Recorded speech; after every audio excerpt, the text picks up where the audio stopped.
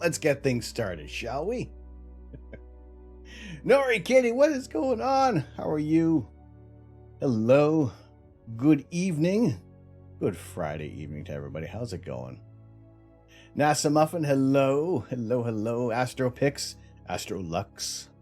All the Astros in here tonight. How's everybody doing on a Friday evening? Oh, okay. Am I sitting in a weird spot? I've changed where I'm sitting. Weird. Uncle Bill, how are you? How are you? Oh, it got the Ong lurk in there. Filth Pig, what's going on? Batman dies, the end of Spider-Man, no way home. Get out. Out. There will be none of that. None of that. Filth Pig, how are you doing tonight? Good to see you. How have you been? Hope everybody is doing well this Friday evening. We got some cool things to do tonight. At least I think they're cool. I think it's kind of neat. Yeah, welcome in everybody. My name is Tom. I am the Astro Canuck. And usually we're doing live images of outer space. However, well, you know, clouds and poor weather. This is what we... Just nice, some nice gray skies, nice and even gray tone. If we were cloud watchers, my goodness, we'd be having the time. We'd be having the time of our lives here. But yeah, Nori, thank you so much for the raid. Thank you for bringing in the community. Well, yeah, wonderful to have you in here. You finally did a YouTube video with you in it rather than just voice your music. Oh, did you now? Did you? I am working on a YouTube video as well. And I will talk about it a little bit tonight, because I will use this clip as a bit of a segment, because sometimes I just like to do it live. It's like, we're doing it live. Excellent, excellent. Well, I look forward to checking that out. I do believe I am subscribed to you. I do believe I am subscribed to your channel.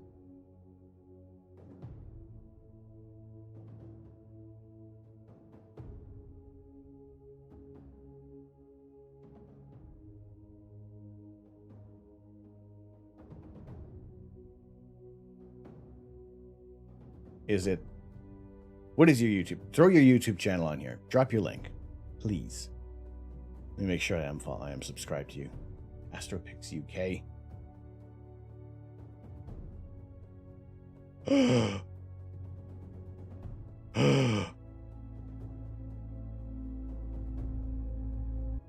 I'm sorry. Now I am. Now I am. There we go. Thank you. Thank you. Yeah, I haven't watched it. I know it's wonderful to see. Yes. We are actually on we are getting close to on our channel as well to getting to our 100 to our 100 subscribers on the YouTube channel. Lux, thank you very much for the support there for Astro Picks. Appreciate it. Appreciate that very much. There we go. What are you up to now? 61? Booyah. Booyah. Breaking it, but well past that 50% mark now. Well past that 50%. But yes, I have a video of the Geminid meteor shower. I'll give you guys a little bit of a sneak peek of that a little later on tonight. Also, the title of it is going to be Why I'm Never Going to Film the Geminid Meteor Shower Ever Again. I'll just stick to photography. So we'll talk about that a little more. But it is great to have you guys here on a Friday evening. Also, speaking of it being a Friday evening, do I have everything set? Yes, I do. I do.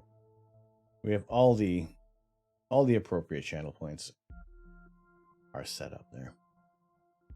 You see your Gemini tonight? Yes. Oh my goodness. Yeah, Lux, that was incredible. That was amazing. Hello? Holy potatoes.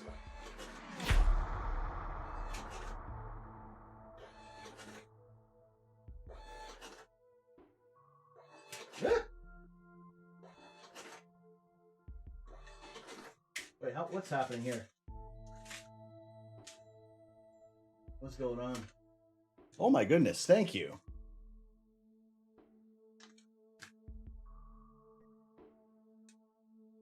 Weird, it's printing things out like double time here. Let's make sure we got that. My goodness, thank you. Thank you to our anonymous gifter. Thank you so much. So let's see, let me make sure we got, because there are a couple of doubles that printed out for some reason. We have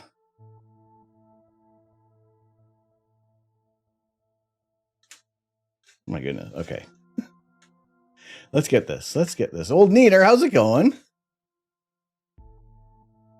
Okay. So there was there was a gifted sub to Quiglius. One to Brooks. One to JRL Pixels. I don't know why it's printing out twice. Old Neener and Enigma Gal. It's weird that it printed out twice. I'll check on that. But thank you so much. My goodness. Actually, not here. We'll talk about this in a second. Yes, to Enigma Gal, Old Neener, JRL Pixels, Brooks and Quiglius. Appreciate that very much. Where did here it is. Our spike of appreciation. On you guys go. Thank you very, very much.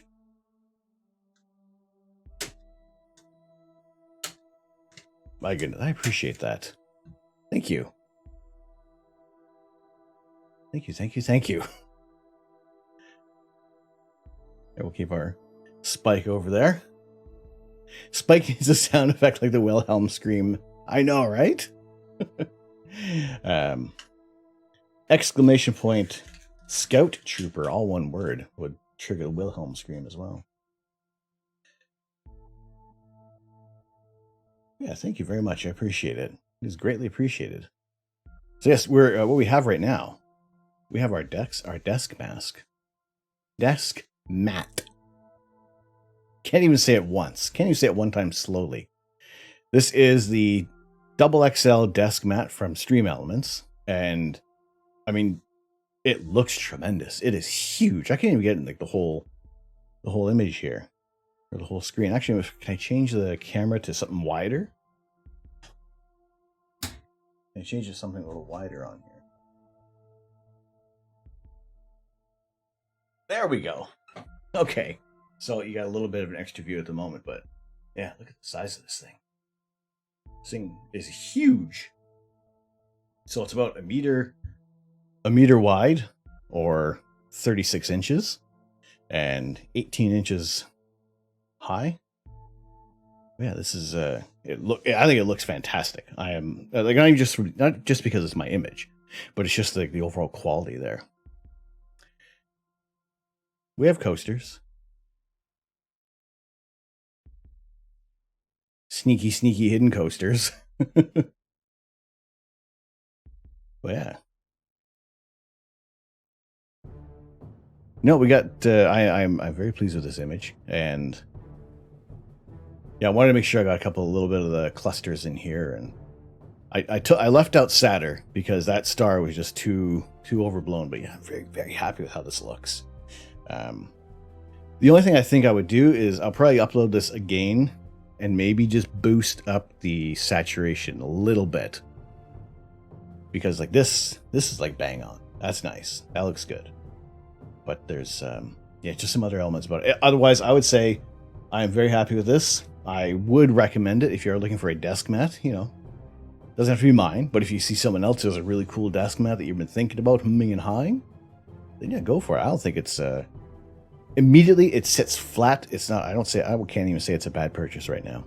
So if you've been humming and hawing, you've been on the fence. I just want to say that I wouldn't feel that I was cheated out of any money for one of these things. Yeah. Let's put that back to our regular zoom on that. Yes, and also I am wearing one of the new t-shirts.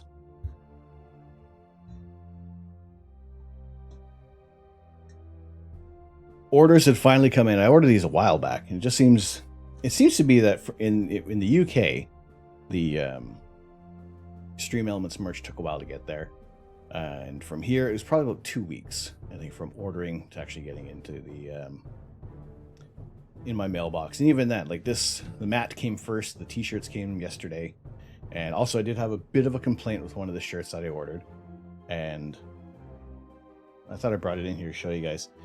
It's probably the first bit of Stream Elements merch that I had a complaint with. Otherwise, I'm not too fussed. I bought a super cool one that's all white and it has a black NASA logo in the middle, but it started all white. Then you didn't use a coaster with. Oh no! Oh no! I am hyper aware that I'm going to spill something on here. It's just going to happen. I think I do need to get a bigger coaster for my coffee cup, because it just fits. Like, I like the idea of having my it's a hockey puck. It is a cut down hockey puck, but this mug is just, it sits on top, and the coaster sits underneath the little punt in the mug. So if you kind of miss it, you're tilting your coffee cup. So you know what? We'll Tracker, what's going on? Evening Moose Rider. How's it going? I just checked you're already subscribed to the channel. Well, appreciate that. Thank you very much. Thank you. It's sometimes it does feel a little bit difficult to keep track of who you're subscribed to, and for the sake of everything with YouTube and Instagram, like, it is just a click. Even following on Twitch, it is just a single click of the mouse, and it's always greatly appreciated. And like I said, you guys please never do feel that there's any pressure to be subscribed to the channel. It's just spending time is wonderful. So Adorable quilted coaster when? I don't know. You're gonna have to check with So Adorable, to see what's on the docket for all of her sewing needs.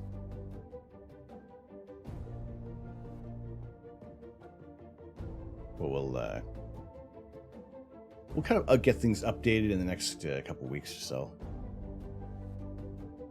There have been a couple.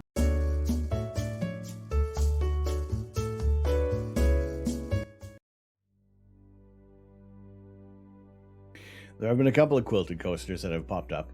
I was watching a Storm Chaser, and he took us through a lights display. It was cool. Was it Reed Timmer? That's the only Storm Chaser I'm aware of. But yeah, oh my goodness, Lux. Look at it. It was the 22nd. It was the 22nd up until a couple of days ago. Now it's been pushed back to the 24th. It's hard keeping to a schedule as well as anybody expects. It can be tough. It's like there is real life that kind of pops up, and even if this is what we want to be doing, and creating a business, there's still things that we still have to try to look at. That's a hard thing working from home, is divvying up that time. Is when, oh yeah, I'll take this quick little break and do this around the house, and all of a sudden, like 3 hours have gone by, and it's like, oh, I haven't got any work done. Kenny, what's going on? Hello. All right, sleep time now for you, darling. You'll be a good boy and do things. I'll be a good boy. I'll do things. We're going to run a test quiz tonight. I found another program. It is on Steam, and it is chat. You can just enter your answers through the chat, so it isn't an app that's going to take you out of the chat, or it's not going to. You have to download anything. You don't have to give any permissions. It is just all chat commands. Will give you the answers. Storm Chaser IRL, don't know the real name. But yeah, Nori Kitty, have a good night. Thank you for bringing in your community. Always wonderful to have you in here. Old Balls, what's going on, Pops? How are you? How is your evening going tonight? What's on for this Friday? There isn't any Leafs games on. And even then, there's we got how many Leafs are out under COVID measures? There's a few now. I think there's gonna be some interesting times coming up for hockey games, and maybe a little more cancellations. Not cancellations, but postponing. What are we doing tonight? Well, we are going to be doing a few things. We're talking about some of the interesting things that have shown up in my mailbox today. And well, actually, this was in my mailbox like a few days ago, but I finally got it set up on the desk, cleaned the desk off. We got our new desk mat down there, so we'll check that out on Sunday, see how well it works with Lego. But I think it's plush yet stiff, and it's awesome. I like it. Looking forward to it.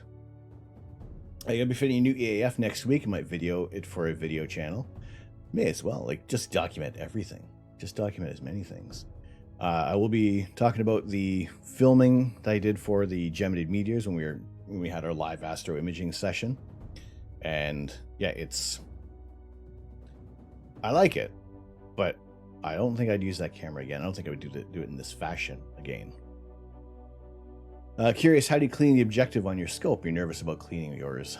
I have yet to really clean any of my scopes, because for the most part, really, unless there is bird poo on there or something like that, flats will get things sorted. And yeah, it really doesn't impact the image all that much, unless it is like big grains of dust. Then you kind of gotta do a little more work there. Great clean desk, can't find anything out. Yes, exactly. There are very few things in the area, so I do try to relatively keep a clean desk that you guys can see. Please don't ever look over there. just here is fine. Not over there. Ignore everything past the K. See, it's just a nice clean desk. Oh, hello, Jay. Including our own sun. And eventually all that will be left is a sparse soup of particles and radiation. Even the energy of that soup will be sapped away over time by the expansion of the universe, leaving everything just a fraction of a degree above absolute zero. The TGIF, am I right? We are on a Friday. It is a Friday for those who are ready for the weekend.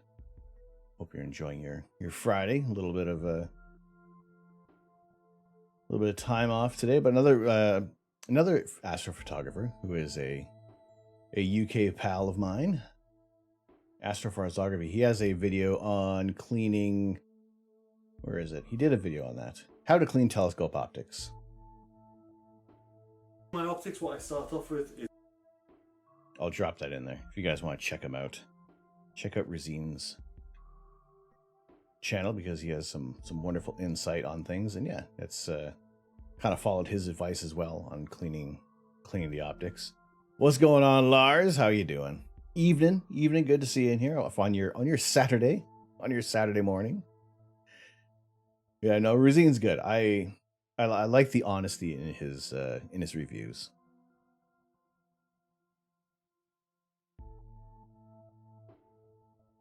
Actually, it was his. He reviewed the ASI 533, and that was the camera that I did pick up. So, you know, he does mildly kick himself for not purchasing it himself, but I snapped that up real quick. Popped up in your top 5 of the Twitch recap. Oh, excellent. Excellent, Lars. I appreciate that. I'm glad to be on that list. Thank you. You've read Cotton Balls and Isopropyl Alcohol. It is just as little, nothing, like, because you don't want to ruin any the coatings on the optics. That's always a challenge there. Yes, Lux with his Geminids. That's incredible. That is amazing. Like, I think even for the amount that I captured, I am. It's probably the most. It's the most meteors I've ever seen in one night. Whether or not it was just me watching or just actually just seeing things. That's why you're nervous. I know it's a tough thing unless they're like super dirty. I've seen some mirrors that look horrendous, and someone cleaned it. They cleaned a mirror, it looked nice and clean and beautiful, sparkling, but it didn't make that much of a difference. He didn't really notice a marked improvement over the his subs. So really, it's unless there is something like a piece of dirt. That was insane because last year he had 2,000 of them, so it's a downgrade. Really? That's amazing.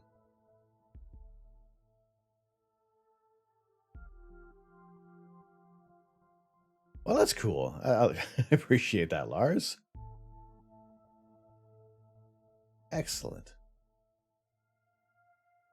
Well, thank you for all the time tuned in. Always appreciate you guys hanging out here. What was this one? Orion.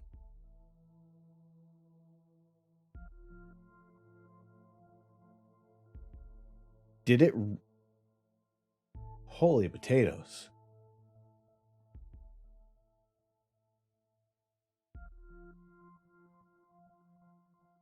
Yeah, I would definitely like to hear what Volcano Doc would have to say about that. That's amazing.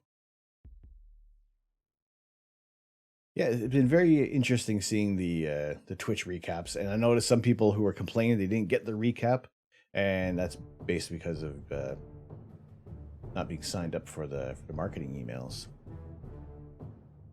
It's on a refractor. It's like a coating of crud and the dew from drying off. And oh yeah, when I have that on my guide scope, it's actually particularly bad. But for the most part, everything seems pretty good with the guide scope. Newt mirrors don't need cleaning much, but if there's dust on the camera glass cover sensor, you're screwed. It was like how well can we protect our scopes? What can we do to keep our mirrors and glass as clean as possible? What's going on, Ark? Good to see you in here. Are you guys streaming recap last week? This one only now. I was what did I got? I got my streaming recap. Yeah, early in the week, and then my Twitch viewers recap came in earlier this morning. It is just interesting to see where the time was spent and just how much. It is how many people have been supporting over the year, and it's just how many people have been supporting my channel over the year. It's always incredible to see, and just everything, what everybody's doing on Twitch is always fantastic. Happy effing Friday, Sam Shung. Good evening, good afternoon. Wonderful to see you in here. I might have been due to the Twitch downtime earlier this week. Yes, I was watching a couple streams, and everything seemed to go. And then all of a sudden, a lot of people started showing up on YouTube.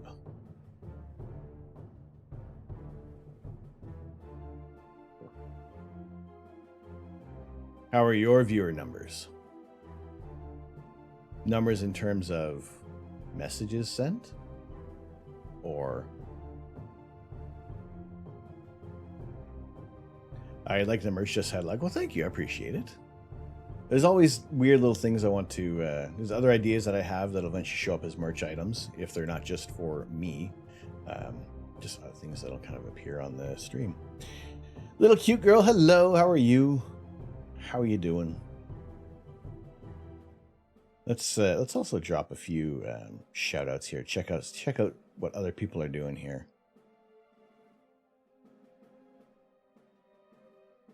Who else we got?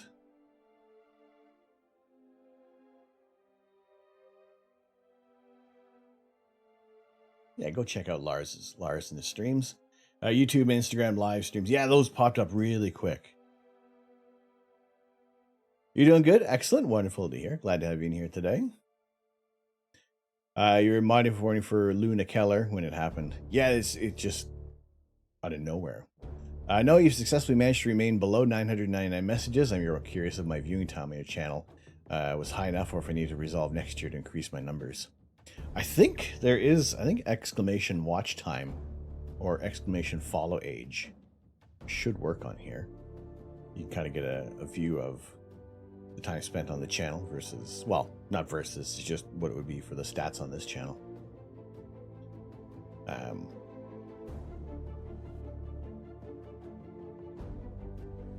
11 months, 11 days, 9 hours. Creeping up on a year.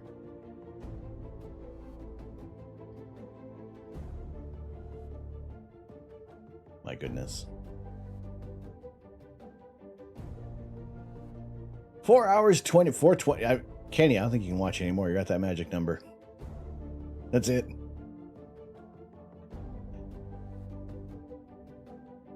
One day, 11 hours. Holy moly.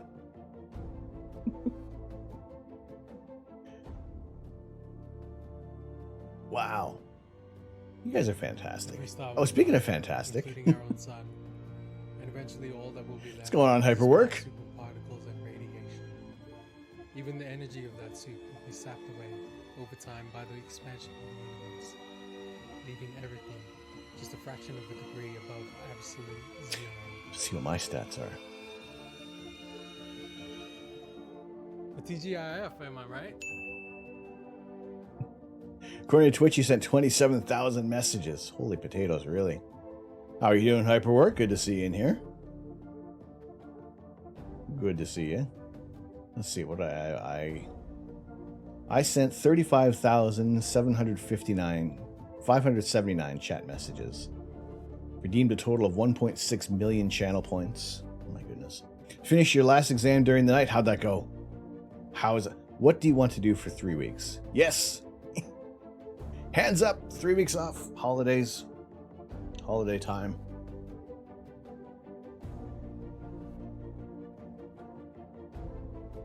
Yes, there are some holidays starting in the house here, so you know, put some time into our businesses, and yeah, just really try out some new things before the year is up. Speaking of trying out new things before the year is up, we're going to be giving a shot with one more quiz. I'm going to pick between the two. I'm pretty sure this one is going to be the quiz we're going to go with. You watch your stream replays on your night off work. We'll miss much of this one due to work. You have Saturday and Sundays off. I appreciate that you check out the VODs. You know, I know we all have our own schedules. I've been posting my VODs on YouTube. Like I said, I'll have a VOD with the Geminid meteor shower. We're going to talk about that and why I don't want to film them anymore. I kind of wish you were still in school because of the time off. I went back to school. I did that. I miss it. I miss the grind of university. 3 others should be okay, but the last one was rough. Well, hype work. Get some well-deserved time off. Get some well-deserved rest. Yeah, just get debrain and then get yourself ready for the new year. Starting a new job at the university here in March. Looking forward to it. All right, cool. Excellent. So right now there's everything is still a go for all of that at the moment. That's good.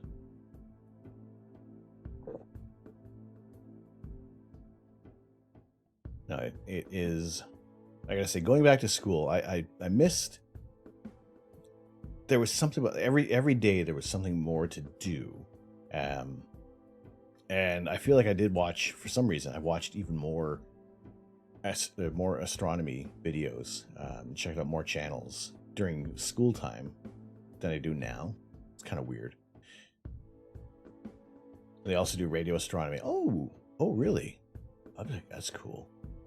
I still need to get that that satellite dish. So to see what I need to do with that dish to try to get some a little bit of radio astronomy going with an old satellite. 7 weeks with no obligatory assignments, and then immediate exams burned you out at the end. Fingers crossed you still pass. If not, you have 2 more attempts. Well, here's hoping. I've worked that it's the one time, one and done, and then you relax and move on towards the next step. Wait, what? What's that with a? I realized with the. No, I still had fun. No fun. No, still haven't. the position of the mic and where I'm sitting, it is just ho-po. Let's adjust that a little bit.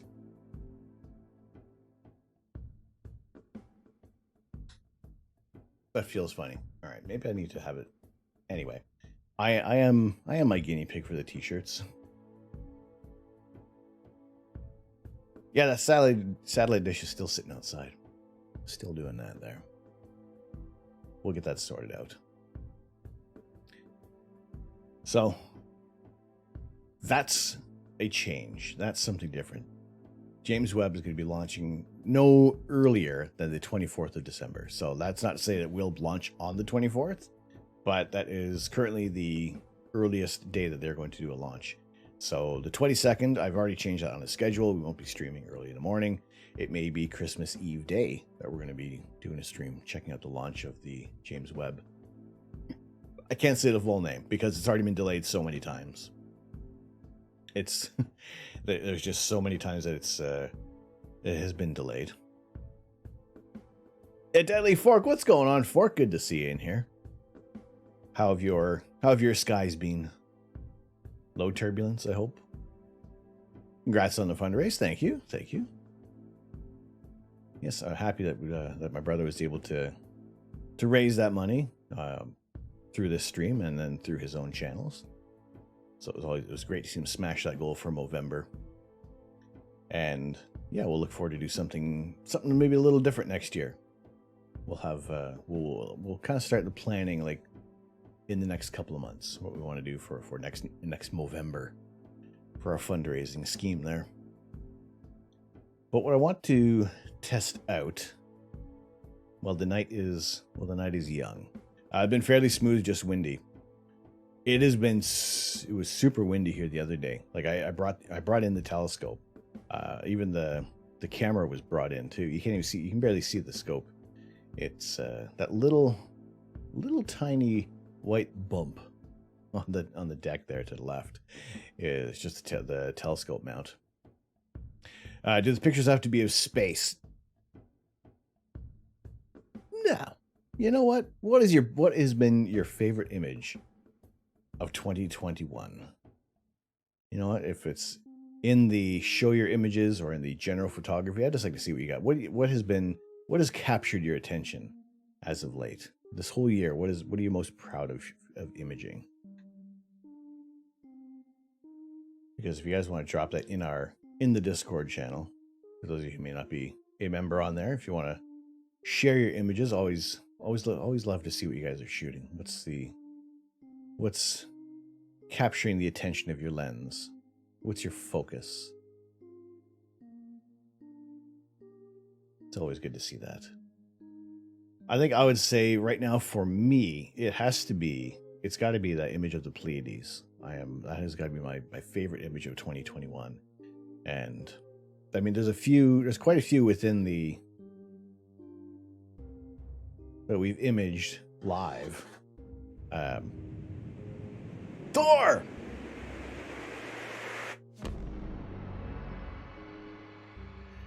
Standing by. Standing by. Thor, thank you. Hello. Good sir, how are you doing tonight?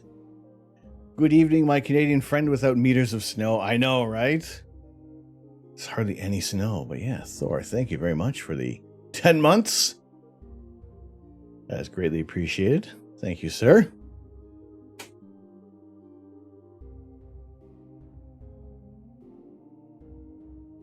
Good to have you in here.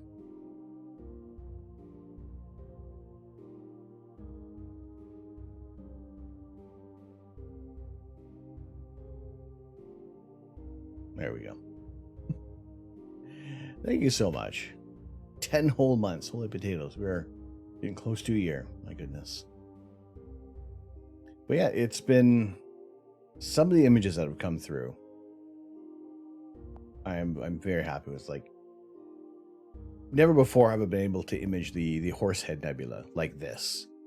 And yeah, I made an attempt early on with one of my cameras and got a little hint of the Flame Nebula, but you know, the filters, all the right equipment wasn't in place. And then finally for this year, having the time to be able to get some decent images coming through.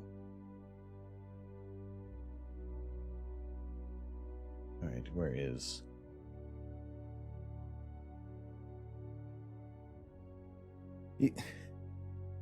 See, Deadly Fork, you have this wonderful advantage of altitude for your images. That's awesome. That's beautiful.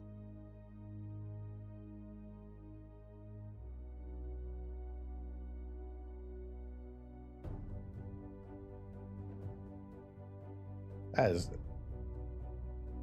little, like, you're sandwiched between the clouds there. That's amazing.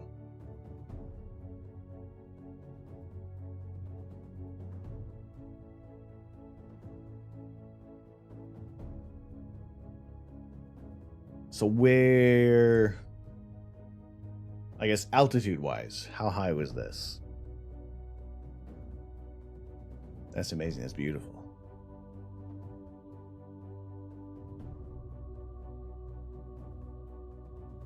Also, with Thor jumping in there, I want to see if you guys want to give him a follow. An amazing looking room, like one of the, like, it's just a badass looking room there. 22,000 feet. That's a fantastic image. Yeah, go check out Thor's channel. It is mainly in German, but you know what, his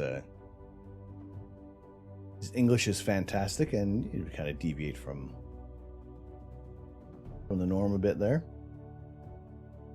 That looks, that's so cool. That's a beautiful shot. That's almost like it looks just like a carpet.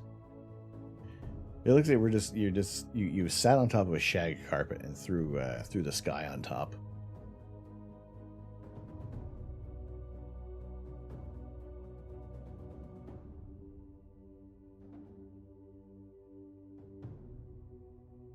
That's incredible. That is very cool.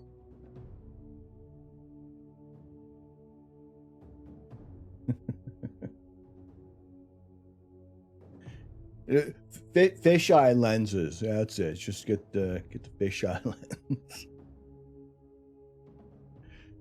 That's some beautiful shots. Yeah, if you guys do have any, kind of makes you feel like God. That's beautiful. Yeah, if you guys have some images you want to share, feel free to drop them in Discord. I'd like to see what you guys have been, what you all been up to for the what's your favorite image of 2021. Or a series of images. If you have like a collection, if you can't pick your top picture, let's see, your top 5 maybe. It doesn't even look like clouds.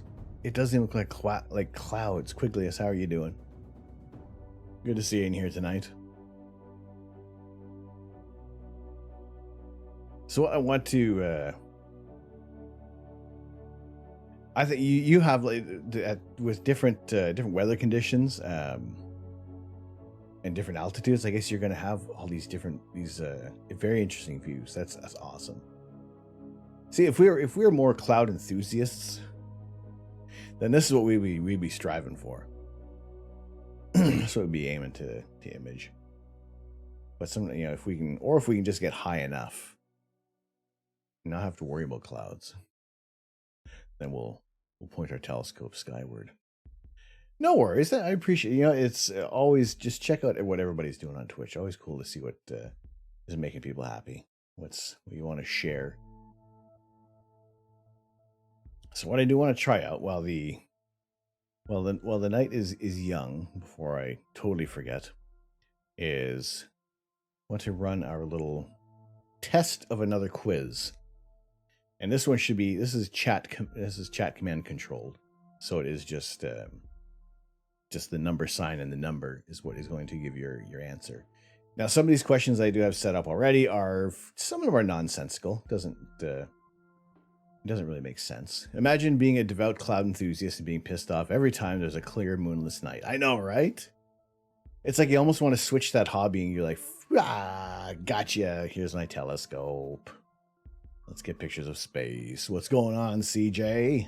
How are you? A little Ghost in the Machine dab. Wonderful.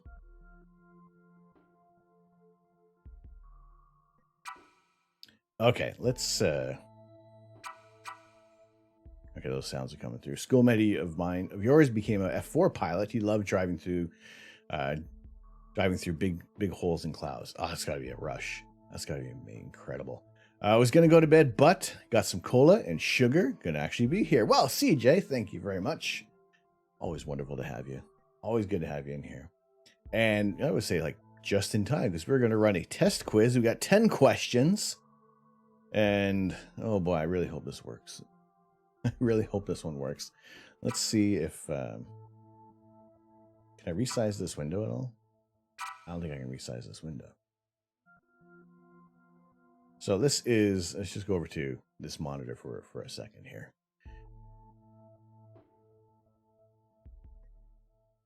You felt it in the force.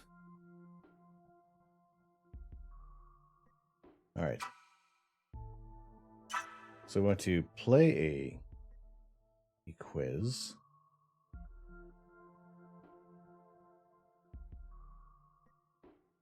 Oh, it still wants to stay. Okay, so I'm gonna. Okay, so there will be, I think, a mix of some.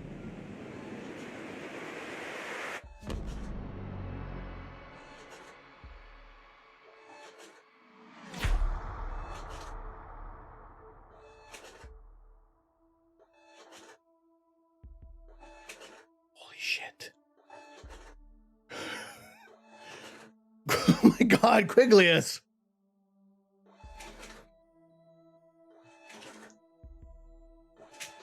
Oh my God!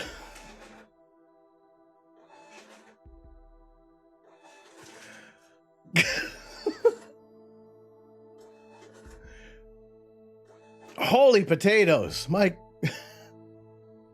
Merry happy early Christmas! Oh my goodness, Quiglius, thank you. Holy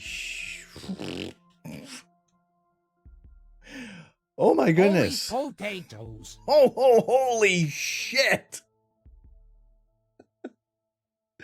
Oh, I didn't bleep that one out.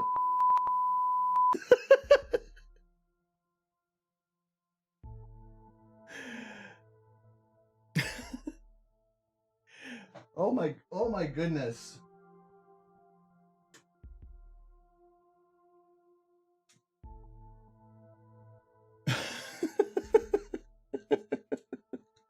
Yeah, I might have missed a couple. Token Otaku, yes, yeah, you were part of a very, very generous slew of gifted subs from Quiglius. Thank you. Thank you. Blame the missing bleep on lag. Yeah, that's what it is. Yeah. So adorable. Hello. Hello, my love. Oh my goodness. Thank you to Stu Fuman, Ida Kim, Ramforth, Part-Time Fun. We're going through these. This is the appreciation thread. TN, Cutie Viz, holy potatoes. There's a name. Yori Kitty, so adorable. Dang Royal Canadian lag makes you miss the bleep and bleeps. Crimean. Artsy Chickadee. Craggy Ron. Token Otaku. There you are. Thank you very much. Lily Whispered. The curl of the paper is leading me to believe that we are nearing the end of this roll. Router. Alex Vixen. Holy potatoes. Tamara was here. Baba Zelnik. My mom getting a gift sub. Thank you. Thank you. A Deadly Fork. Getting in on that. Wade Prunty. Wade, another astrophotographer. Some excellent work. You want to check him out. And Dave M984. Thank you. My goodness. The spike of like all the appreciation tonight. The rod of happiness. Mojo Jojo, how are you, dude? Good to see you, sir. Oh boy. Oh wait, that's where are those? Yeah, they used to sit just below that so you can see the running. Posted a couple more pics. Yes! I will jump over that in just a quick second. Thank you. Hello, Mojo. Good to see you. Good to see you. Hello. Oh my goodness, Fork. I love the crepuscular rays. That's amazing.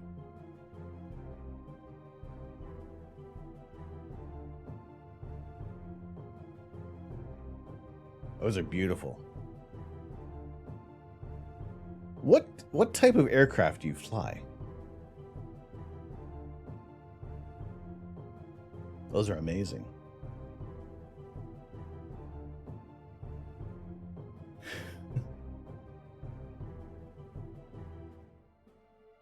So yeah, all that lag, I missed out the and holy those. An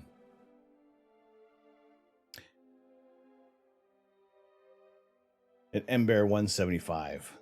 I'm not familiar with that, so I'm going to look it up.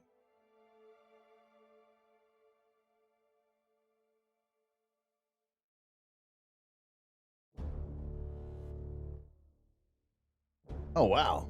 Really? Oh my goodness.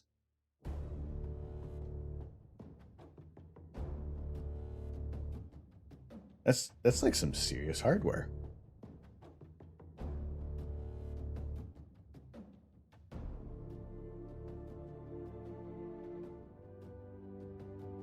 $70 to 76 seats. What's the most common question you get asked as a pilot?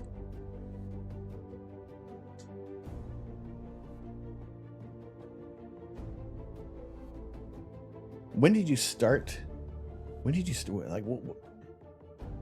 I don't know. I have like a whole bunch of questions. Like, when did you decide you wanted to become a pilot? How long have you been flying for? This is very cool.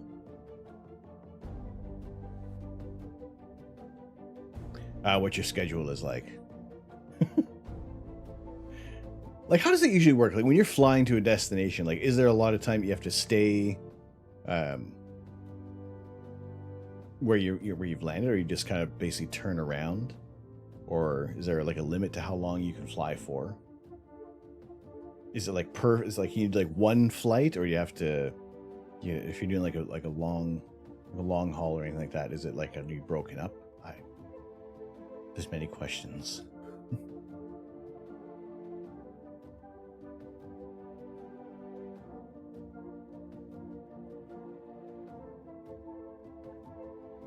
All right. While I've been asking a slew of questions to Deadly Fork, we're also going to, let's see. Okay. You started flight training in 2006, been with the airline since 2015. There are daily limits. Usually it's 9 hours of flying a day. So how much breaking does it need to be? At least 12 hours between flights, or what's the time in between? I think for the moment, actually, unless I do a window capture.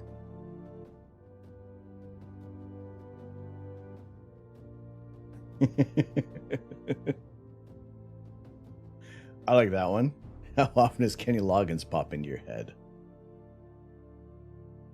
All right, hang on a sec. Let's let me get another window set up here.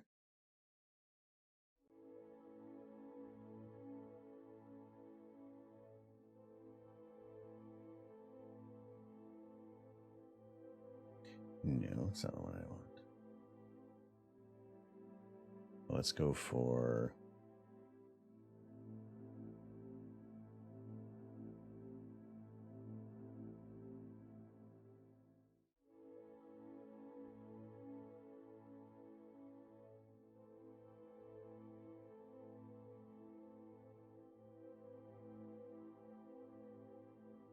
usually gone 3 to 5 days. So yes, we do multiple flights a day, usually 2 to 4. Then we stay the night somewhere. We have to do at least 10 hours of rest, but usually it's longer.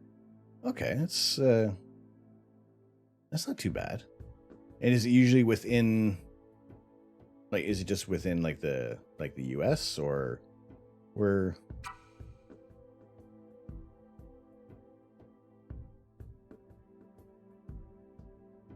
are you flying around? Like what's it like where's one flight, a place where you really like to stay? Like, what's like your favorite destination?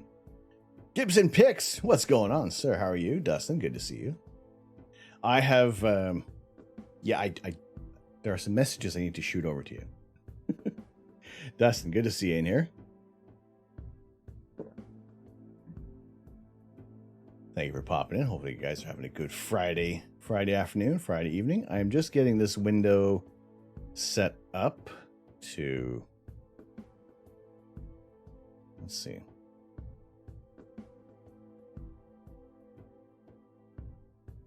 There we go.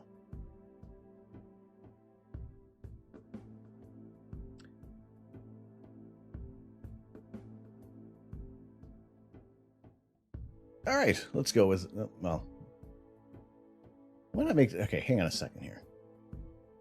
We can do better. We can make this a better transition. Let's go with this old favorite already. We're gonna try out a little bit of a quiz night. A little test on the quiz. We're gonna do longer than. I'll mix this in with some of the questions that I have, and hopefully it's gonna pick up. So we need to have at least 50 questions total in here. Actually, let's go with TV and movies. No, we need to have, oh my god, we need to have 50 questions. All right, let's leave a science and tech, plus some of the other questions that we have. We have 10 questions, and it really is, here are the rules. You have to type the number sign, and then your answer. And this is what we have. This is just testing it out. So if you guys want to type in your answer as the number and whichever one it was. Some of these questions, hopefully, are questions that I have come up with. Other times they may be questions that might have been added elsewhere. Anyone here Spider-Man No Way Home yet? Saw it this morning. Amazing without going into spoilers.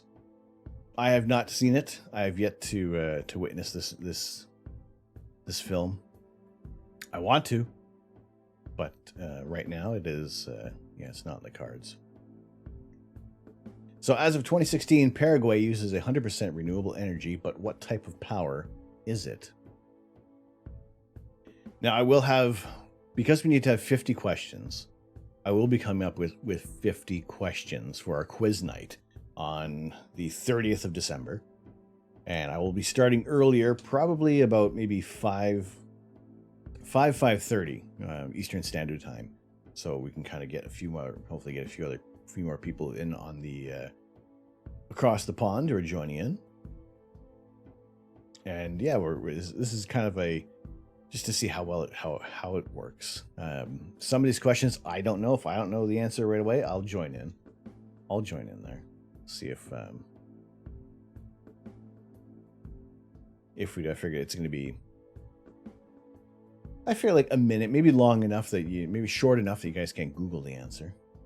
But we'll give you guys just a couple more seconds to get your answers in. It's always going to be Ghostbusters 2. Eventually that'll be right. Eventually that one will be right. You're going to be getting a phone call soon, so if you don't answer, that's why. No worries, Deadly Fork. Those images, those are fantastic. That's awesome. Appreciate you being in here today. All right, I think that's long enough. Let's reveal our answer. As of 2016, Paraguay uses 100% renewable energy, but what type of power is it? It's hydro. 3 people got it right. And here's now we can move on to the next question. See Ghostbusters 2. What was the first Apollo mission to land humans on the moon and return safely? Was it Apollo 7, Apollo 8, Apollo 11, or Apollo 13?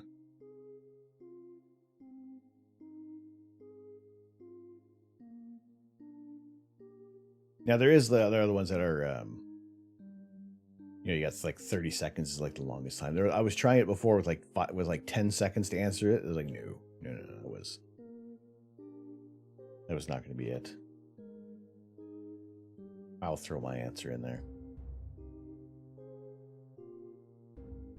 It wasn't 4 because you saw Tom Hanks movie a lot as a kid.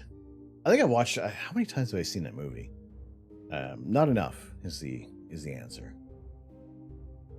But the answer to this question is number 3.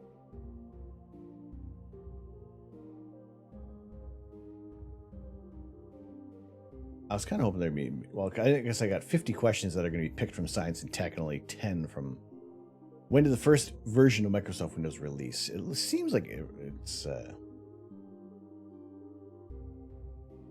gotta say, I don't know.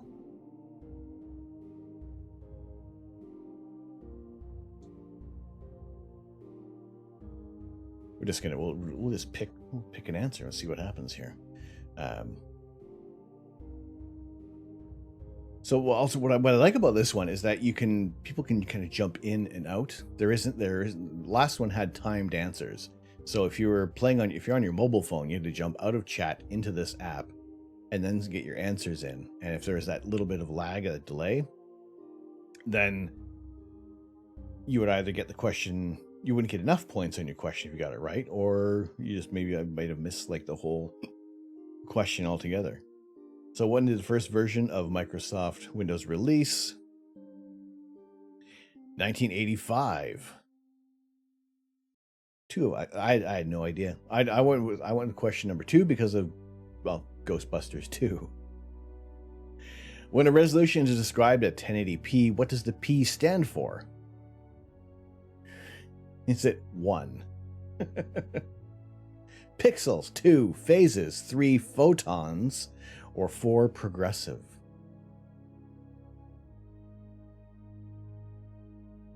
Now, I don't know the answer to these questions ahead of time, but I gotta say I'm pretty... These ones I don't know the answers to these ones. I know the answer to this question. I know the answer to this one. And this is just so much easier that you guys don't have to sign up for anything. It is just chat controlled. This is actually a new game. This hasn't actually been released officially on Steam. It is a demo version, but I did talk to the developer, and he said that there's only a couple of game modes that aren't fully available yet. But for what we're doing right now, everything's working out pretty good. So we'll also, if you guys have any kind of complaints about other than getting the questions wrong or right too much, let me know if there's been any issues. Son of a biscuit. Okay, I don't like that the answer doesn't. See, okay. Another reason why, if I don't know the answers, then I can't. Well, I totally that one up. How many hours to the nearest hour is a day on the planet Mars?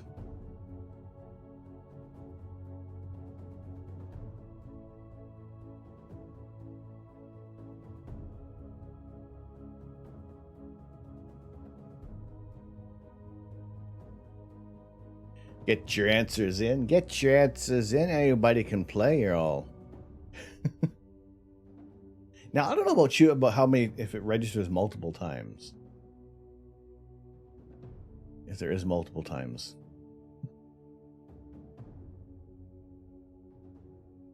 Also, you should probably give a little more of a heads up when we're going to hit that button there.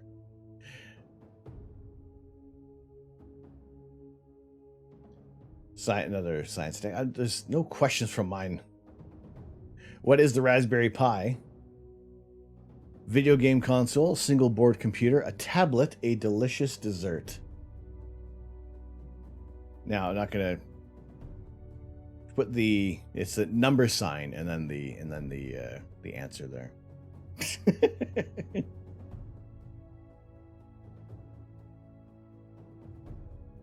Now, but we had pizza.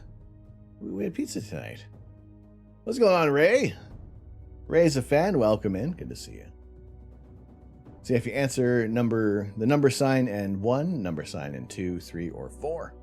That'll give you your answer. You got Raspberry Pi. Here is a Raspberry Pi device. And that is the answer, a single board computer. And although a delicious dessert would hit the spot right now. Okay, a little topical, as the Parker Solar Probe has entered the sun's corona earlier this week. What is the core temperature of the sun in degrees Celsius?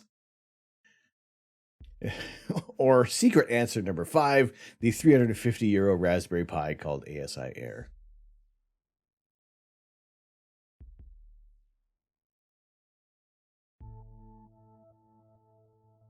So what is the core temperature of the sun in degrees Celsius? 15 million, 27 million, 35,000, or 1.2 million degrees?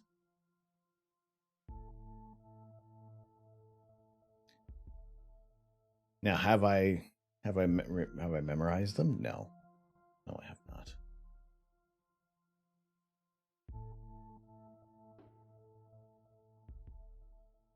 But let's get your answers in right now.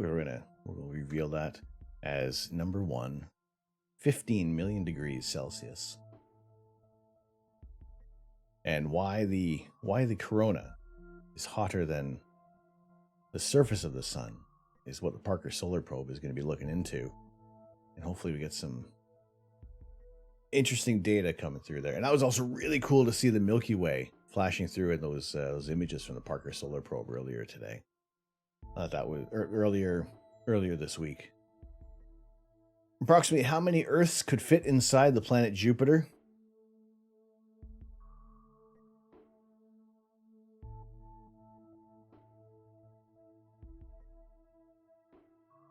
You know why it's way hotter than the sun? Because it's got some pretty big... a gazillion Earths.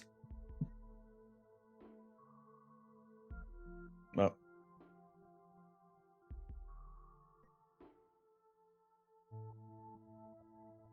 so I did have some nonsensical questions. Now the question is, how many Earths can you fit inside Uranus? Which of these Nintendo gaming systems launched first? The SNES, Nintendo 64, Virtual Boy, or Game Boy? Which of these launched first?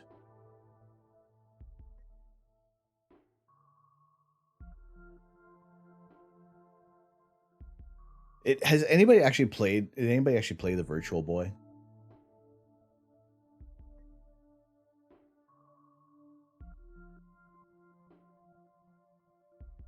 I played it a couple of times, and it was very interesting. I mean, there was an awesome 3D aspect to it. It was just black and red, and it was an interesting environment. I did feel a little like spaced out after kind of playing it for too long. But it was the same VR head, very similar to VR headsets that are made now, but it was on a stand. And it was a little easier to work with there. You only had the OG Game Boy. That's it. Game Boy first released in 1989, SNES in 1990. Oh, see, okay, here's one thing I'm already going to say. I would like those answers, that little quip to stay up a little longer than it is now. Commodore was first, then Sega, then Nintendo. I had, we had the Sega Master System growing up. And then I still remember one time when we, talking with Dad, with the old balls, and saying how we kind of wanted to get a Nintendo, and he said, well, I heard there's a Nintendo 2 coming. That was the only name that it had at the moment, but there was the Nintendo 2 coming out soon. So we held off, we waited, and then the Super Nintendo came out, and like our lives changed. Video games like changed forever with Super Nintendo. So which video game company developed the GameCube? Is it Nintendo, Microsoft, Sega, Sony?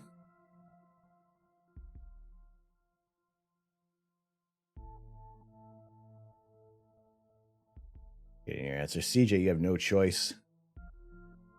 Pong was fantastic.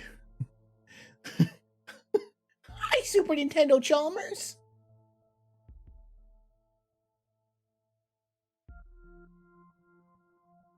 Another thing with this one, there is no. Well, there we go. There's our results. Oh God, that's not good when I'm the one with all.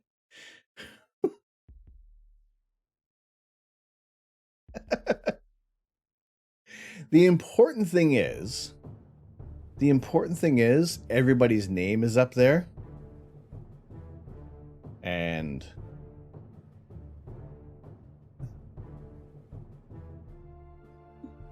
all right, clearly Astro Canuck is cheating somehow. There's got to be some kind of cheating going on with this guy. But everybody's name is up there. There's your total points. You answer 2 every single time, you still got 400. That's not too bad. You get 40%. That's a D. It's a D plus. I give it to you. I would let you have those scores. Wait, okay, I'm in there twice. See, okay, I both won and lost. Okay, so of those questions. Hey, yeah, that's right. Unless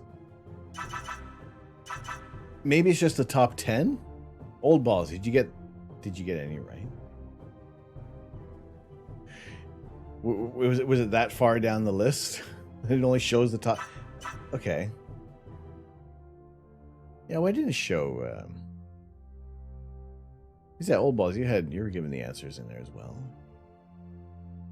Okay, so things to consider with this version. I think it's a little easier than it was with the previous one where we did everything that kind of popped up on the screen, but at least there's no user number 22 for like a absolutely nonsensical name. So at least we can see. And I guess as the winner of this one, I am awarding myself a brand new broken cell phone. Thank you. I'd like to thank the Academy. I'd like to thank my mother, my father for all the hard work that they've done in the past and allowing me to have this broken cell phone. It means a great deal to me. If anything, it serves as a extra camera. So thank you guys so much.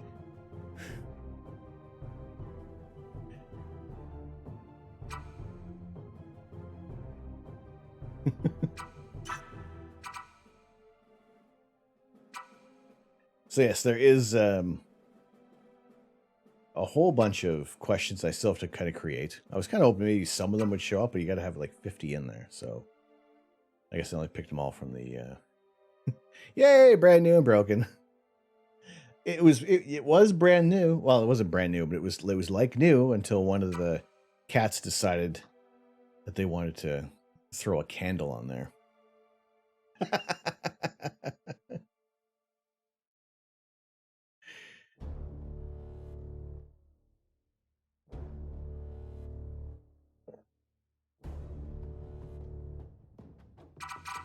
Oh, now I'm keep. Cats are annoying. Well, no, they're not. They're wonderful. They're fantastic. Except when they do this to your phone. When the cats do that to your phone, then it's annoying.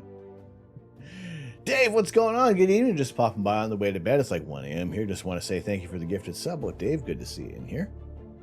Thank you very much for popping in. Have a good sleep. But yeah, good to see you. It has been a little while. Also, if we were just doing a little bit of a test quiz in 2 weeks on December 30th, we're gonna have a community quiz night. If you guys want to pop on in for that, we're gonna have a couple of giveaways, and I appreciate those who have been lending themselves as guinea pigs for these past couple of quiz tests. I think this one works out a lot better. The fact that you guys just have to pop in your answers through chat, it's just less. It feels like it's less intrusive for everything else. So you also head off at 2 a.m. kind of early. Well, Lux, get some rest, get some sleep, and yeah, that. I am inevitable.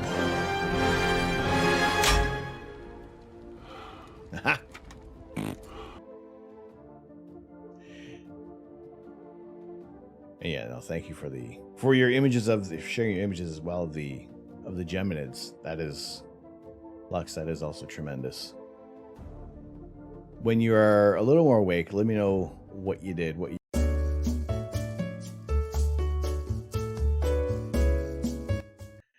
Thanos was absolutely right.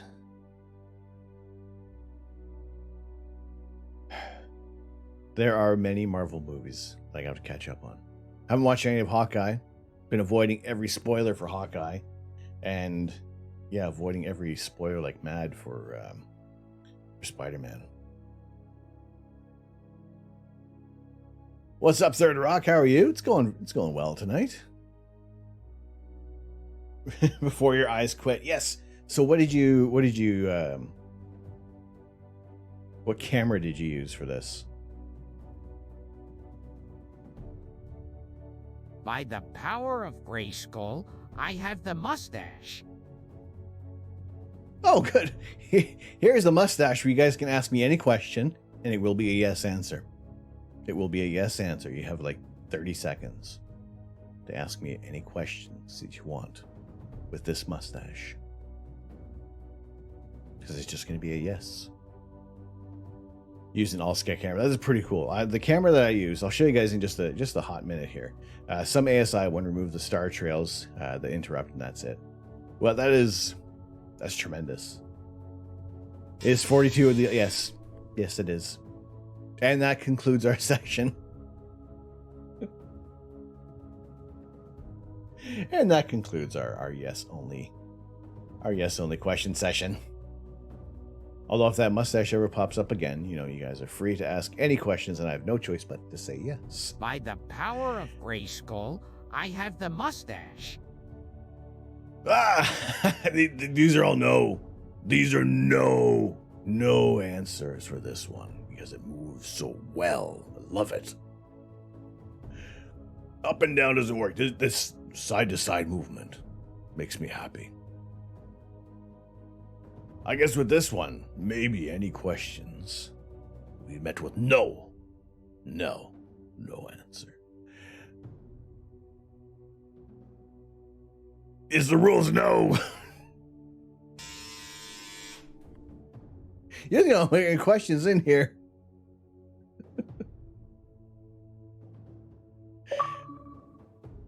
Spoiler alert, memes are already coming out, so watch out. Oh my goodness. All right, Lux, seeing how you have seen this, and I know a couple other people who have witnessed Spider-Man. Be the gatekeepers, please. Try to hide any memes. Mark them as spoilers. Do what you can, because I will not see Spider-Man until it's on Disney Plus. I will most likely run into some spoilers. But I can't imagine that there is one ultimate spoiler that is going to ruin everything. Like, I think back to the spoilers that I've seen with Endgame and like any other previous Marvel movies. that hasn't been like just one single spoiler that ruins it, because the movie as a whole still comes together to be something amazing. So with the actually, I have to open this up.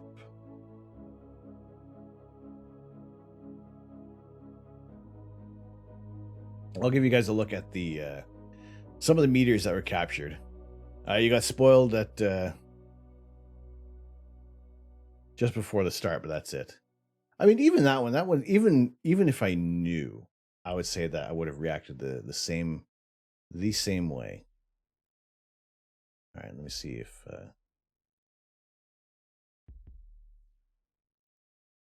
give you guys a little bit of a peek at what we captured here. And I think I need to go over to, let's go over to this window here.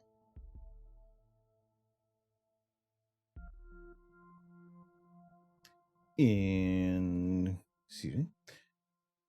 Are you gonna head out here? Spider-Man movie is really good. Went to see it yesterday. I think the Uni Nerd Hall was empty with them being the Spider-Man movie screen. That's cool.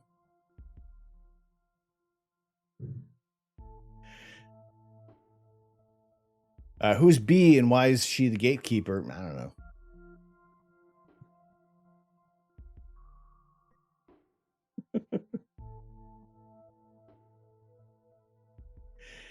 Anyone that there was a time. There was one spoiler for which one was it? I want to say it was one of the X-Men movies.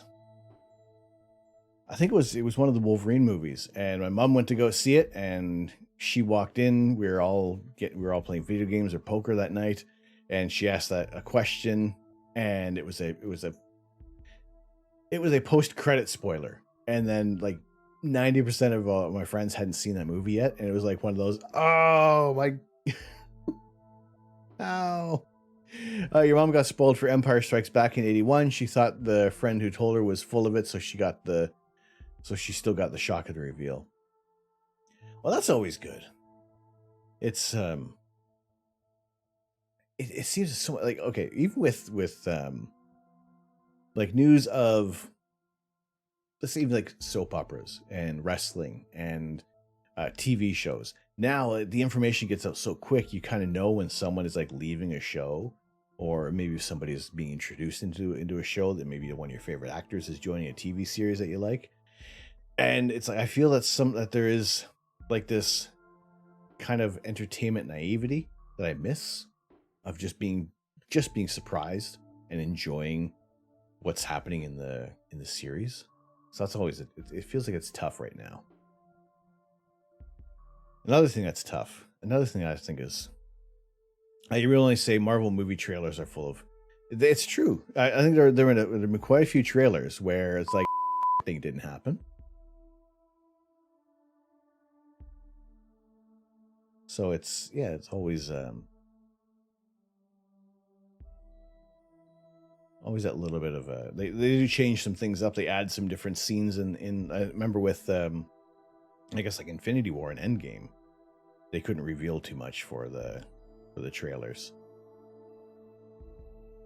So a tiny bit of what I was able to film. So those who were watching on Monday, when we were doing our live imaging session, I did have the camera pointed away from the scope and out towards the east, and just keep an eye on any of the Geminid medias. We had some nice bright ones, but we also had some little dim ones. But for the most part, there was maybe there's about an hour where the clouds kind of dropped out, or where the clouds dropped in. So I didn't have any footage for a couple hours. Whoop. Let's get our right window up here. Anyway, let your eyes rest. At least you're not a beta doing visual astro. You can let a camera run. That was a really nice one there. That was probably the best. This is probably the best meteor of the whole night. That was the brightest one that we captured. So I say overall, there's about 4 minutes of video that we have of meteors coming through from the Geminid meteor shower. 95% of these meteors were Geminids. A few of them were kind of coming from away from the radiant, away from the constellation of Gemini. So those were just some rogue meteorites that were passing through. And yeah, like I said, this was from about, I guess it was almost maybe when did we finally start shooting? Like 9 o'clock at night until about 5 a.m. the next morning. Going through that footage, and like some of these last like less than a second. So if I'm scrubbing through the video, it is very difficult to kind of capture, to note, like you got to go through like very, very slow. It's almost like having to watch it in real time. And missing like some of those little dim ones, you could easily miss them. And I would say there's probably a couple that I have missed, but I think this is for the most part of all the times I've watched some meteor showers, this one has been like the most successful. And just being able to take the video, as you know, the camera, you can still see the stars, you can still see the Ursa Minor, and it captures like even like some dim meteors popping through the atmosphere. But I think it's probably a job for a camera that is taking exposures that are longer than than real time, essentially, so we can get some longer star trails. But there's also something to be said about seeing a meteor flashing through and actually witnessing it light up in the sky.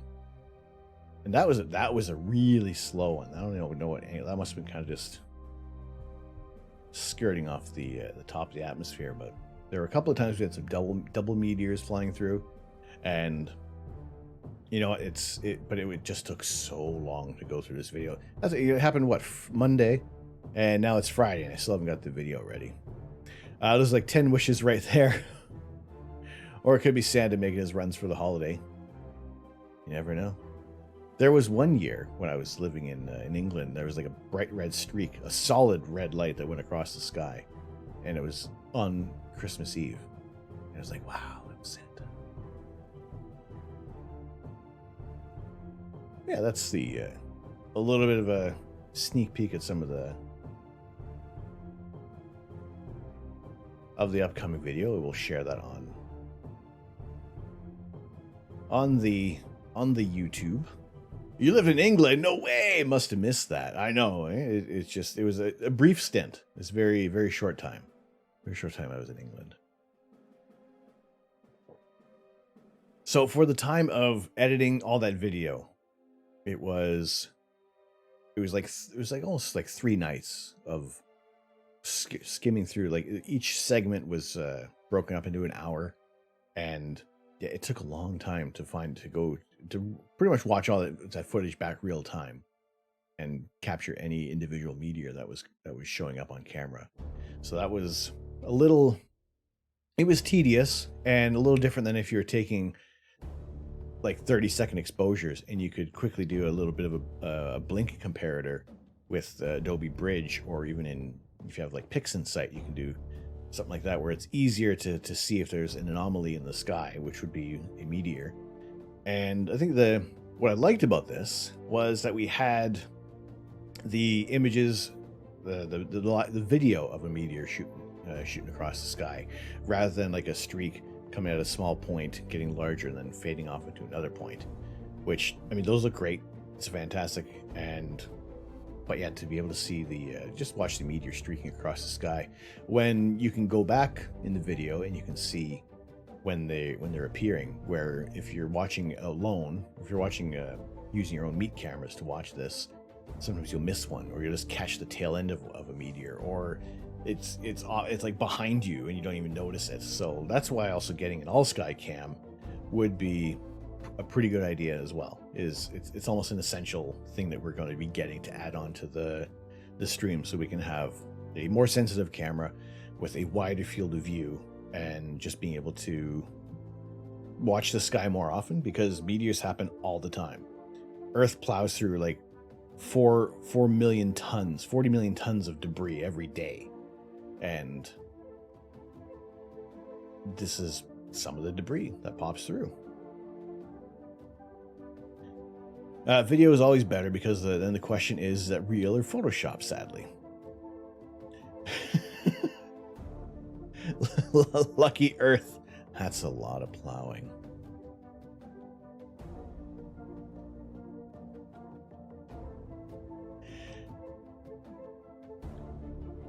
So I will update I'll get things ready this weekend for the video. It'll essentially be like that's going to be like the first YouTube video, first content-driven YouTube video I'm going to put together. So I'm not going to, I don't want to go all out on this first video because I would like to just have something out there to start the collection, and then we can kind of continue to grow. Deepfakes exist. If we could throw a meteor onto my face, my face is just a constant shooting star. Hey Ma, how you doing? Did we see it already? This was we had a little bit of a preview for the meteor shower. I gotta say, this was like the best one of the whole night.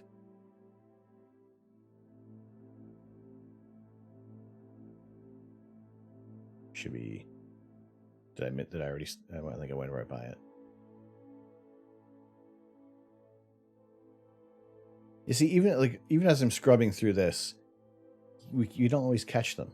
You don't always catch the meteors, but this was one of the brightest ones.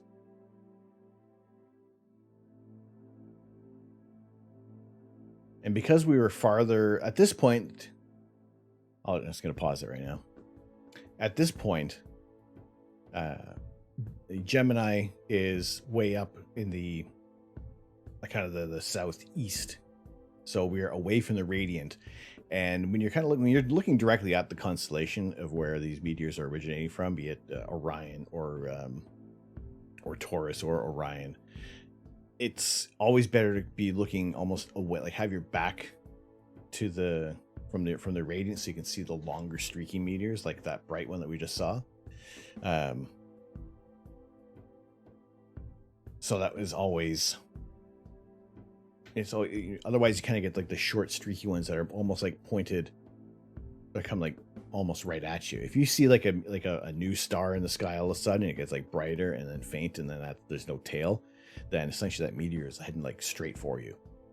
It is it's like a little grain of sand, but still you're in the sight line of that meteor. If it isn't streaking across the sky, it's coming right for you. So it was good to see the meteors and check that out. You see Ursa Major.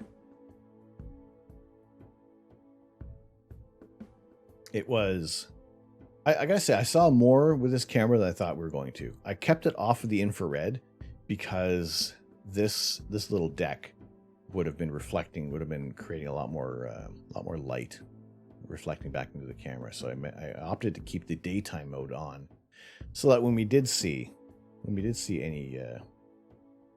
meteors, and at least we would be better to kind of capture them that way, other than thinking, would the infrared be sensitive enough? Would that work? So yeah, happy with that. Like I said, I'll get the rest of that edited over the weekend. Actually, I say that, but it'll probably be early next week. Let me go back to that for a second. Let me rewind, because tomorrow night is another stream. Sunday morning is our Lazy Sunday Lego stream, where we'll have a. Actually, I can show you what set we're going to build, because you guys had the choice last week of what we were going to be building. So this is not the reveal a medium Lego set. We are 3 subs away from revealing another set, but this is what we're going to be building on Sunday, the Santa's front yard. Because we had the choice between that or the Star Wars set. So we'll have another Christmas theme, but we have a moon It does have a moon. So I do, like, even just for that, like, that brick alone, it looks like it's a sticker. Whatever. That's fine. Just for that sticker alone, it should be a fun build. Be happy to put that together. 317 pieces. That's going to take all stream. I don't see this one. This is not going to be another 2-stream build. And then we'll pick another set for the next couple Saturdays after that is going to be Christmas and New Year's. Or sorry, Sundays. Will be actually no, it'll be Boxing Day and January 2nd. So yeah, I don't think there's any interruption coming up with the next few Lego builds. But that is what we're going to be building this Sunday. Back to our Christmas theme there. Hurry, take a pic of the full moon scale, print it down.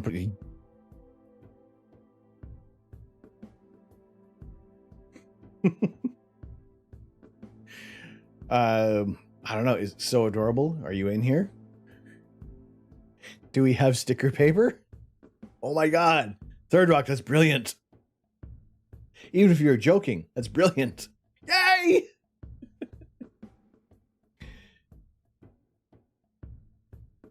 Maybe what we'll use is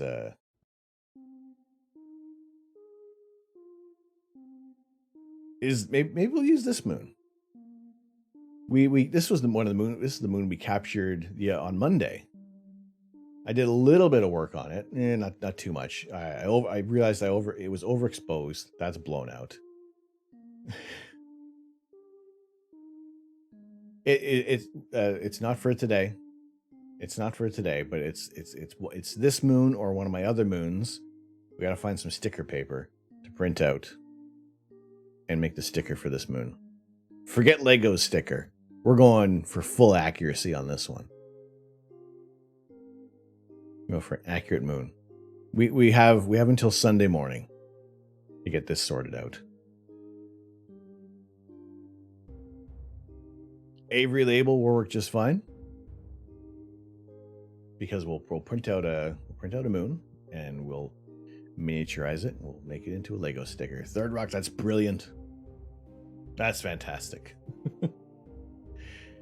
Yeah, this will be the only accurate Santa's front yard. So this was the moon that we did. We did take video. We did stack and a little bit of sharpening with the ASI Air Plus, and then I did a little bit more editing in Photoshop, but not a whole bunch, not a great deal. Like I said, it was like this was overexposed. This was completely. There's no salvaging this portion. So we'll see what we can do. We have stickers. We have sticker paper.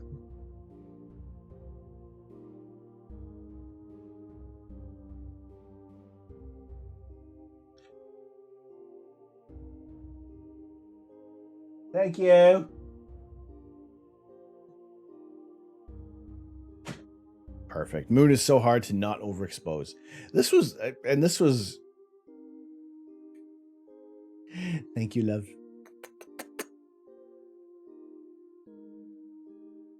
This was the first time I used the ASI Air. I didn't know what the settings were for the video, but overall, like I want Jupiter and Saturn back up in the sky again.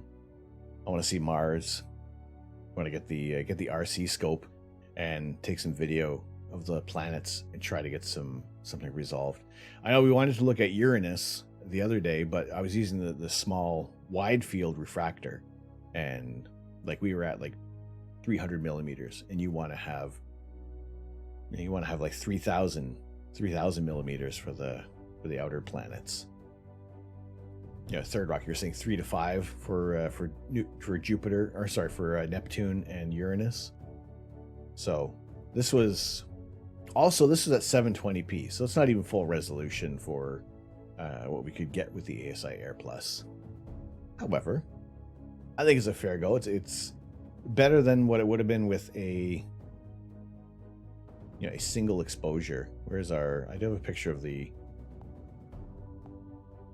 Yeah, that's the... Well, there's like the video of the moon. You're already looking at a monochrome camera for planetary. There are other, some of the monochrome cameras for planetary.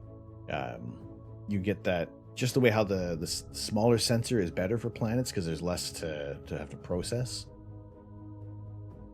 So looking at like the live video, I think that was it for.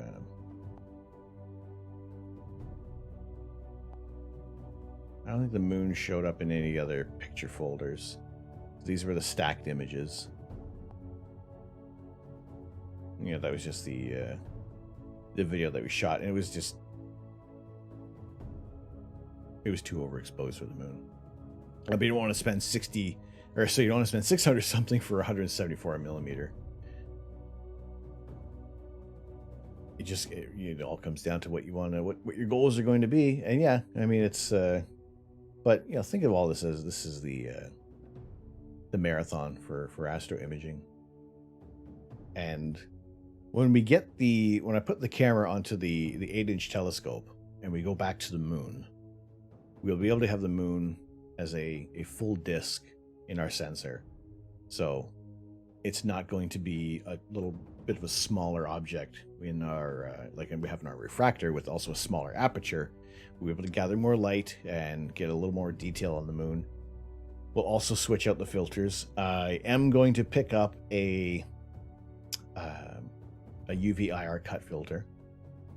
I did watch a couple of videos and just seeing some comparisons between using the UV IR cut and just not having a filter or just having a piece of glass in the imaging train. So yeah, I do want to get. I'm going to get the Optilong UV IR cut filter. It's like $80. I see the 533 mono coming from both ZWO and QHY. I saw the QHY. There's a ZWO version. Uh-oh. Ruh-roh. If you can find height maps of the moon, you can import those height maps into your game engine. Then people could, in theory, walk around them. CJ, I think you can. I think the moon has been mapped. Like there have been measurements of the moon. Like we in Space Engine, we go to the moon and we can see. We can jump in like the Tycho crater or Tycho, and you can just see that just how deep those craters are. You can. You just didn't want to toot your own horn. Toot your own damn horn. Jesus, CJ, those are some amazing things that you've produced. Toot your horn. Do you have a link? Drop a link. Drop a link to your stuff. Seriously.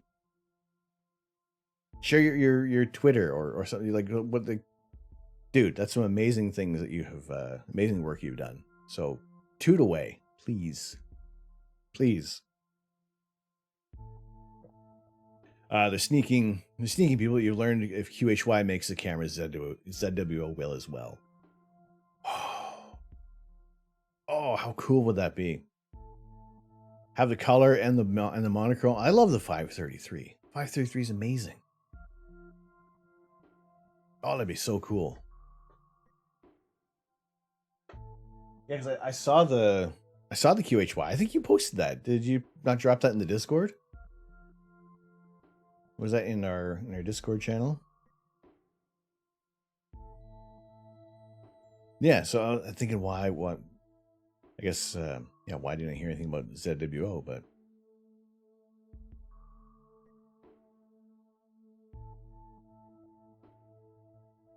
yeah. Oh,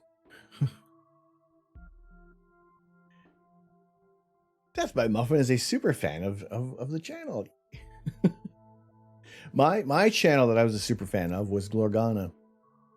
I was a super fan of Glorgana's channel.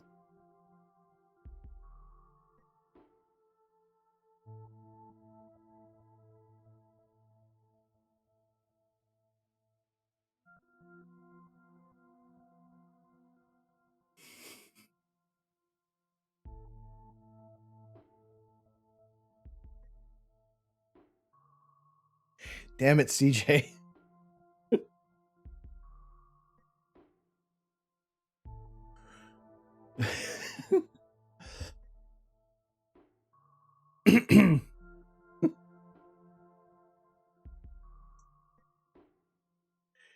Oh.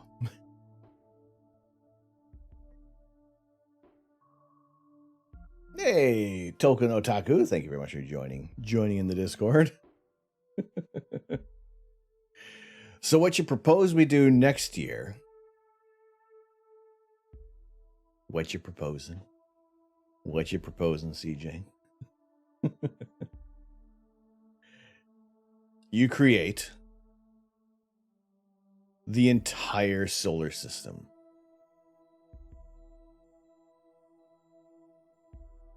Oh. Oh.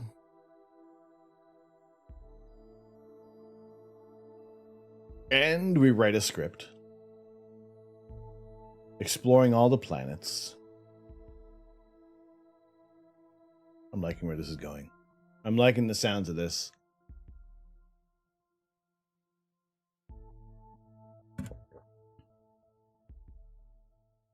And then we just give it away for people for not. Does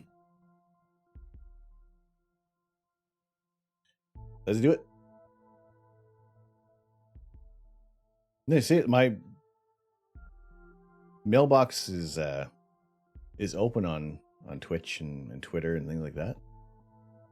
This is what science should be. It'll be projects while you're working. It'll be projects that I work on while you're working. I am I'm all for things like that. NASA just launched the dang Voldemort scope already. Now it's pushed back to Christmas Eve. I know, right? Like, okay, this image that I know has been making the rounds of the of Voldemort, just seemingly hanging precariously, although it's not.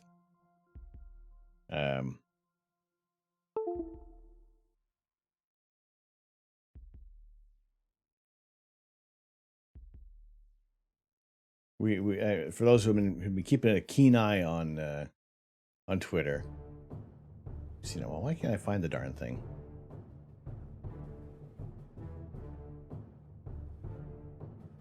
It's like people are hiding that. As I'm scrolling through all these, I'm worried about finding a Spider-Man spoiler in this.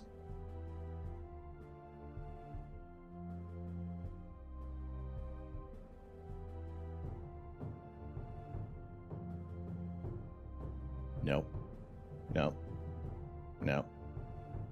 Anyway, it was kind of like off of this, one of these images, and then someone photoshopped it falling. I mean, you're going to be doing a follow-up to your main game, but the current game you're recreating entire cities of Earth, so next will be an entire solar system. I mean, why not? Forget just going with Earth and the Moon. Go for the whole shebang. How are you going to classify Pluto? There's no wrong answer.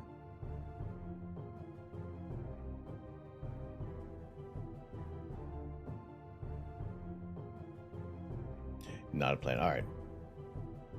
It's not defined as one. It was one at one point, but I'm going to agree with the IAU. Okay, you have two serious questions. All right, Third Rock, go for it. It is a dwarf planet. Do I know what an NFT is?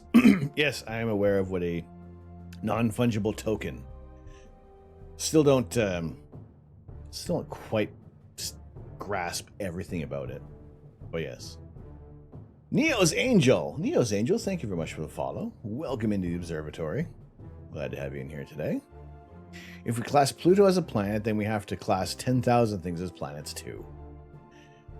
I'm so happy you found this. So happy you found it. So happy to see you in here. Glad to have you in here with us. Glad to have everybody here on a Friday evening. I welcome you guys in. My name is Tom. I am the Astro Canuck, and I am enjoying your time here today. Do you think CNN should be allowed to sell Hubble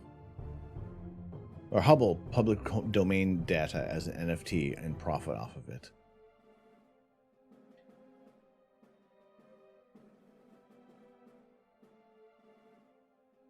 No. I mean, what does CNN? What does CNN have to do with Hubble and an NFT? That is so. I never got in. I don't. There are people. If you want to be selling your digital artwork as an NFT, that's fine.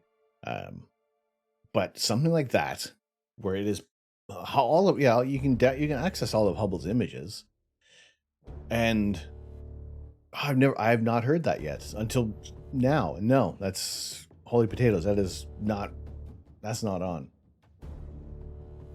Like if I were to say that this moon. Now, to be fair, just as an example, this image of the moon, I can never do again. That day has passed, and there's always going to be some slight variances in the moon, where, let's say that this one, it's a nice picture of the moon. It's not anything I would be trying to sell. This image of the moon can't happen again. I would change it up. I would make it better. I would have more exposures, more detail. That's no moon, it's an egg. But no, it's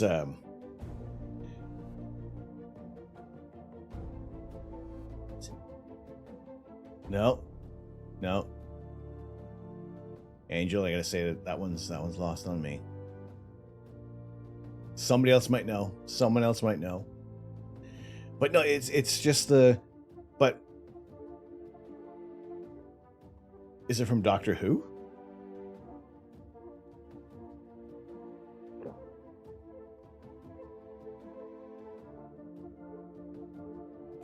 Yay!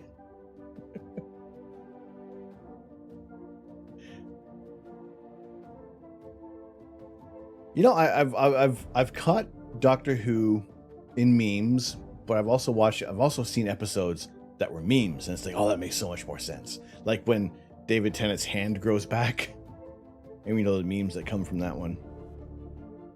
We saw it last night. You had Peter Griffin. You know what grinds my gears? Hey, you know what grinds my gears? Where's my...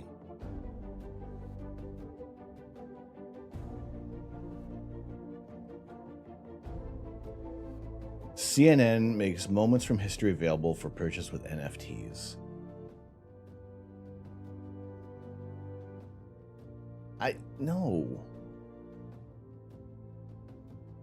No, something like that. Something that you can easily access I'm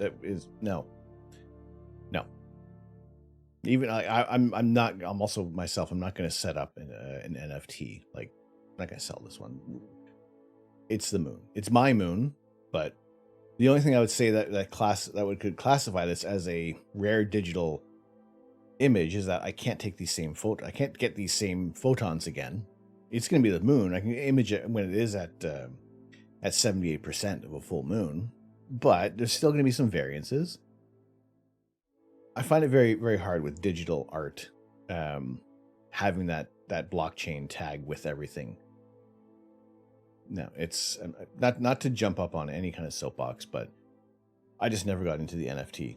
And for those who did, fantastic. That's great. That's cool. I've seen a few people get some nice bids on their images, which is fantastic. But I just don't feel that one's in my court, and especially with CNN doing that with public domain images from Hubble, that makes no sense. That's totally different than right clicking and saving and making that Hubble image your wallpaper. That just doesn't make too much sense. But yeah, we're usually Neo's Angel. Glad to have you in here. We're usually taking live images of outer space. However, when we have all these clouds, when all the clouds have descended upon southwestern Ontario, there isn't a whole lot that we can do. We haven't set up a radio telescope yet, but we do usually take some live images of outer space. We started with a new feature on the ASI Air Plus to get some video of the moon, get some cool images coming through there. But we'll also do live images, live stacks of some of the wonderful targets like the Horsehead Nebula. You're in Michigan, same. Yeah, I did look at the. There, like nobody has good weather in this whole longitude, this whole latitude of North America and Canada. So it's time. Like Monday night was fantastic because we had quite a few hours of dark skies available and some awesome targets to shoot. So this was about half an hour, maybe 35 minutes of images that we stacked while doing the live stack of the Rosette Nebula. Horsehead Nebula in the constellation of Orion was this is one of those targets I've seen so many times in magazines, and a lot of people do take these this area of the night sky because it's very interesting. It's a dark nebula against in front of a hydrogen alpha rich gas cloud, and which resembles a horse, or some people would say some people see a palm tree more than a horse's head. But it is a wonderful area of the night sky. The star Alnitak does cause grief with a lot of astrophotographers, and because it is one of the brighter stars, it's one of the belt stars of that form Orion's belt, and once it gets in your image frame, it can quickly dominate. So there are ways around to changing your filters up and just being able to limit your exposure time to try to get as much. You want to do longer exposures to get the hydrogen alpha, but then the stars are going to like oversaturate your sensors.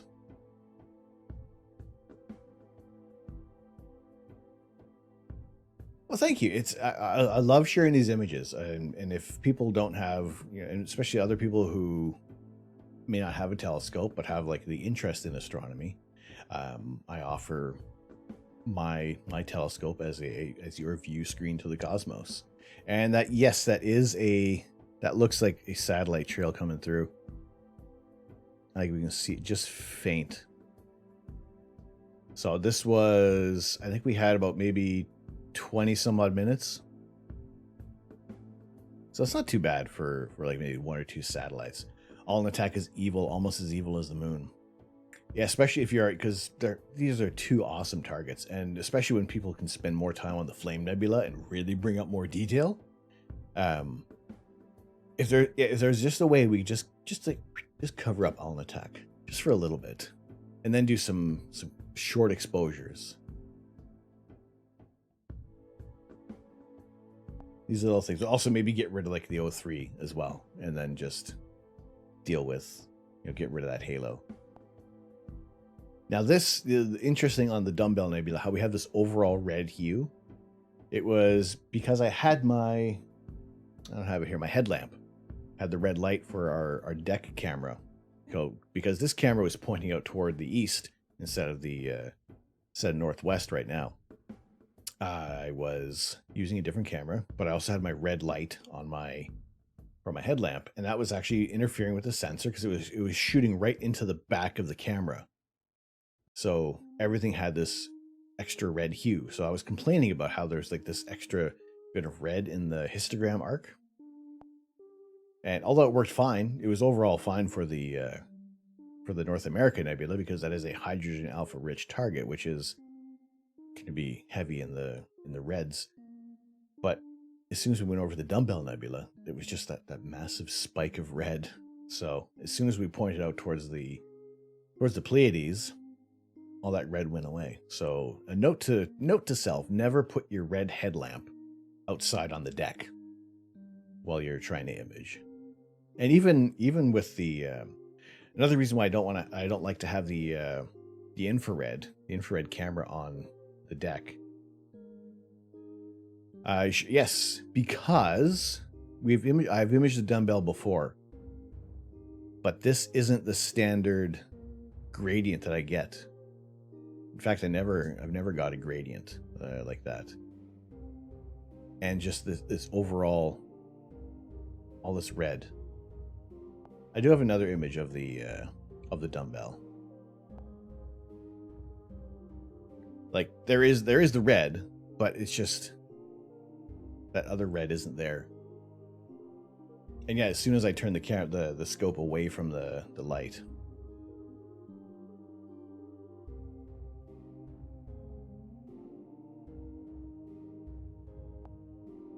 I do have a dumbbell. I do have a dumbbell from the refractor.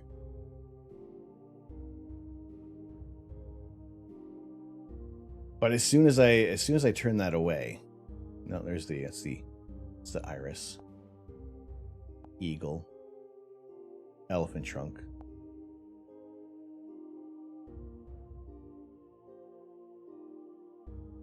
Elephant trunk.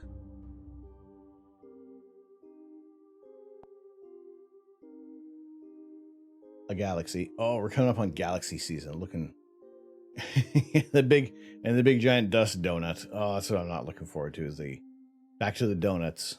I need to take flats with the RC scope.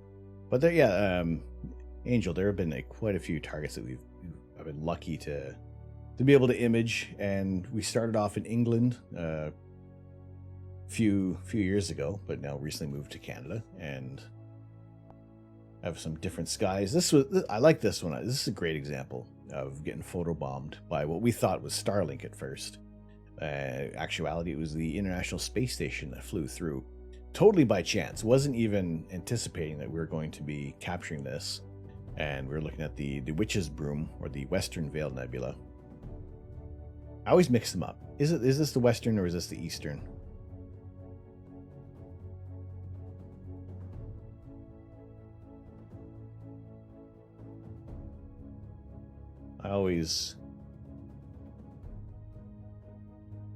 It is the Western. It is the Western Veil.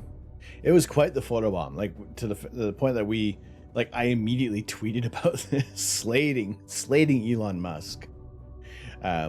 And really, in the end, he kind of only had a tiny part. The Crew Dragon capsule was attached to the International Space Station.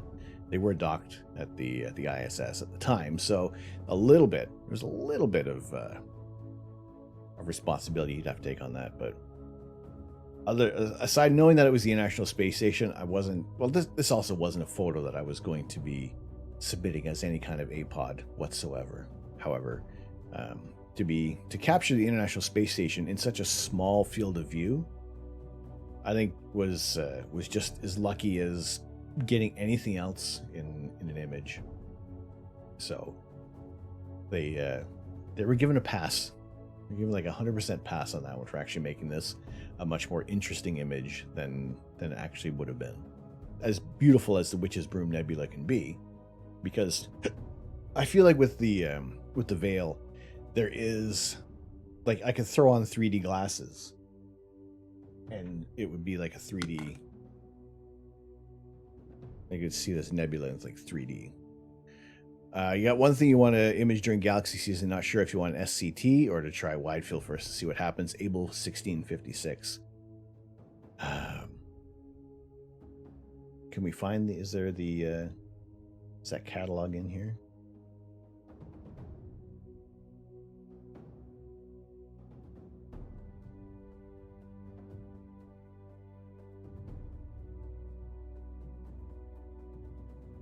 It's a good look. All right. Well, I do have, see what I want to do. All right. Is there a third rock? Is there another catalog number for Able? Is there another one for that galaxy? Because what I want to do is like have a genuine 3D effect. This is kind of close, but it's not quite right. It's almost there. Open Stellarium, find constellation Coma Berenices. All right.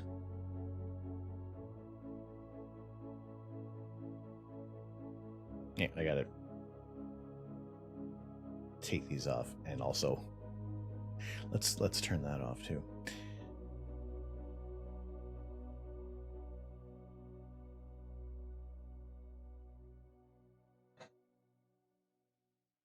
Hang on.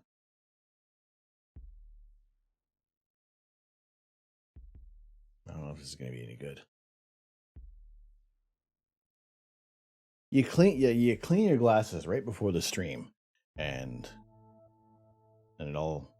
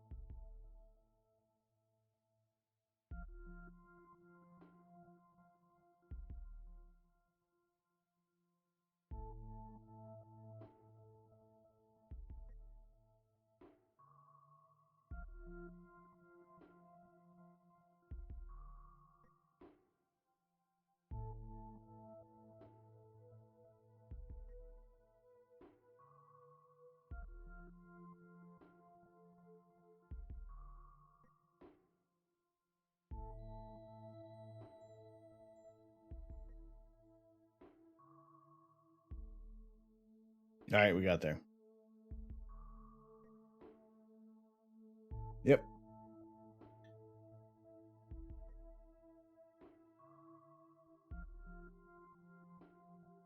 Zooming in.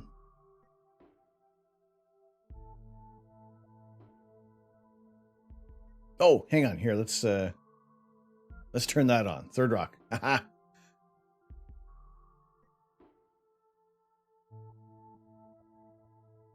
There you go. We get that back on and click on your screen.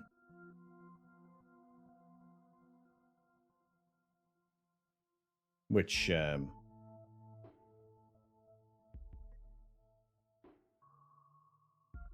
on, I gotta go back and forth between.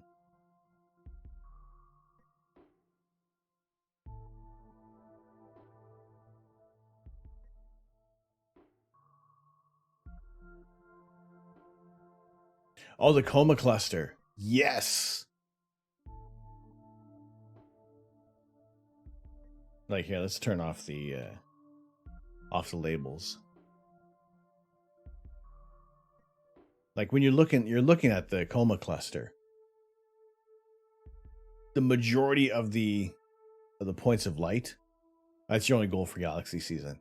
The majority of the points of light that we're looking at right now are galaxies. There are more galaxies than stars within the Milky Way that you can see in this single field of view.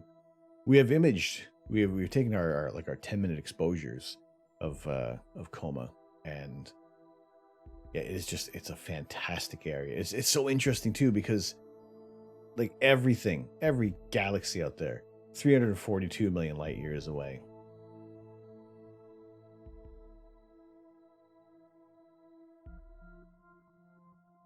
What else we got?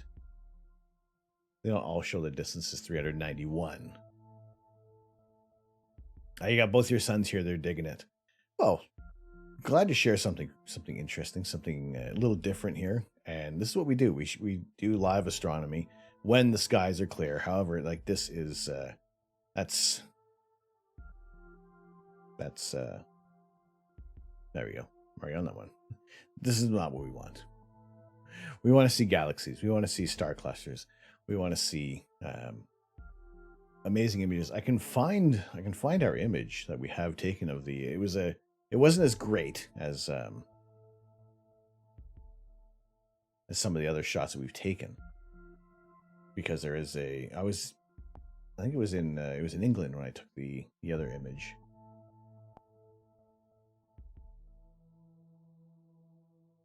Of the coma cluster. But where that might actually, that image might also be probably is on the laptop on a different data set. But yeah, to be able to take images of galaxies. These are all taken from either my backyard in England or my backyard near Toronto, or the new backyard here in southwestern Ontario, where we have very little light pollution. So there are many targets I want to go back to, an image that we haven't seen, that we haven't looked at in like a whole year, but with less light pollution and picking up more details. Because the more light pollution that you have, your image is going to get washed out. You can't take as long of an exposure, because the longer you can get an exposure for, the more detail you can start to resolve in these images. And even looking at globular clusters is great for almost any telescope, because they're going to be this bright fuzzy patch of stars, and most clusters are going to have a few 100,000 stars among that cluster. England, you say? Oh, yes, we had tea and crumpets with the Queen. Yes, she told us to her off on occasion, bugging her too much. Now, this was... I don't think we were... Maybe we were using the filter we were using on this for the... Actually, this here is... Sorry, this area here. No, we weren't doing that to the Queen. No, she is lovely, I'm sure. So the Gamma Cygni Nebula. Now this star Saturn, I want to see we're using. See this little halo around the star tells me I'm using the tri-band filter, but the star color in here is telling me I'm using the L-Pro filter, but the H beta is telling me I have the tri-band filter, and the frosting in here tells me that I am young at heart. When I game you perform many tea bags, you've been dubbed Queen Teabag.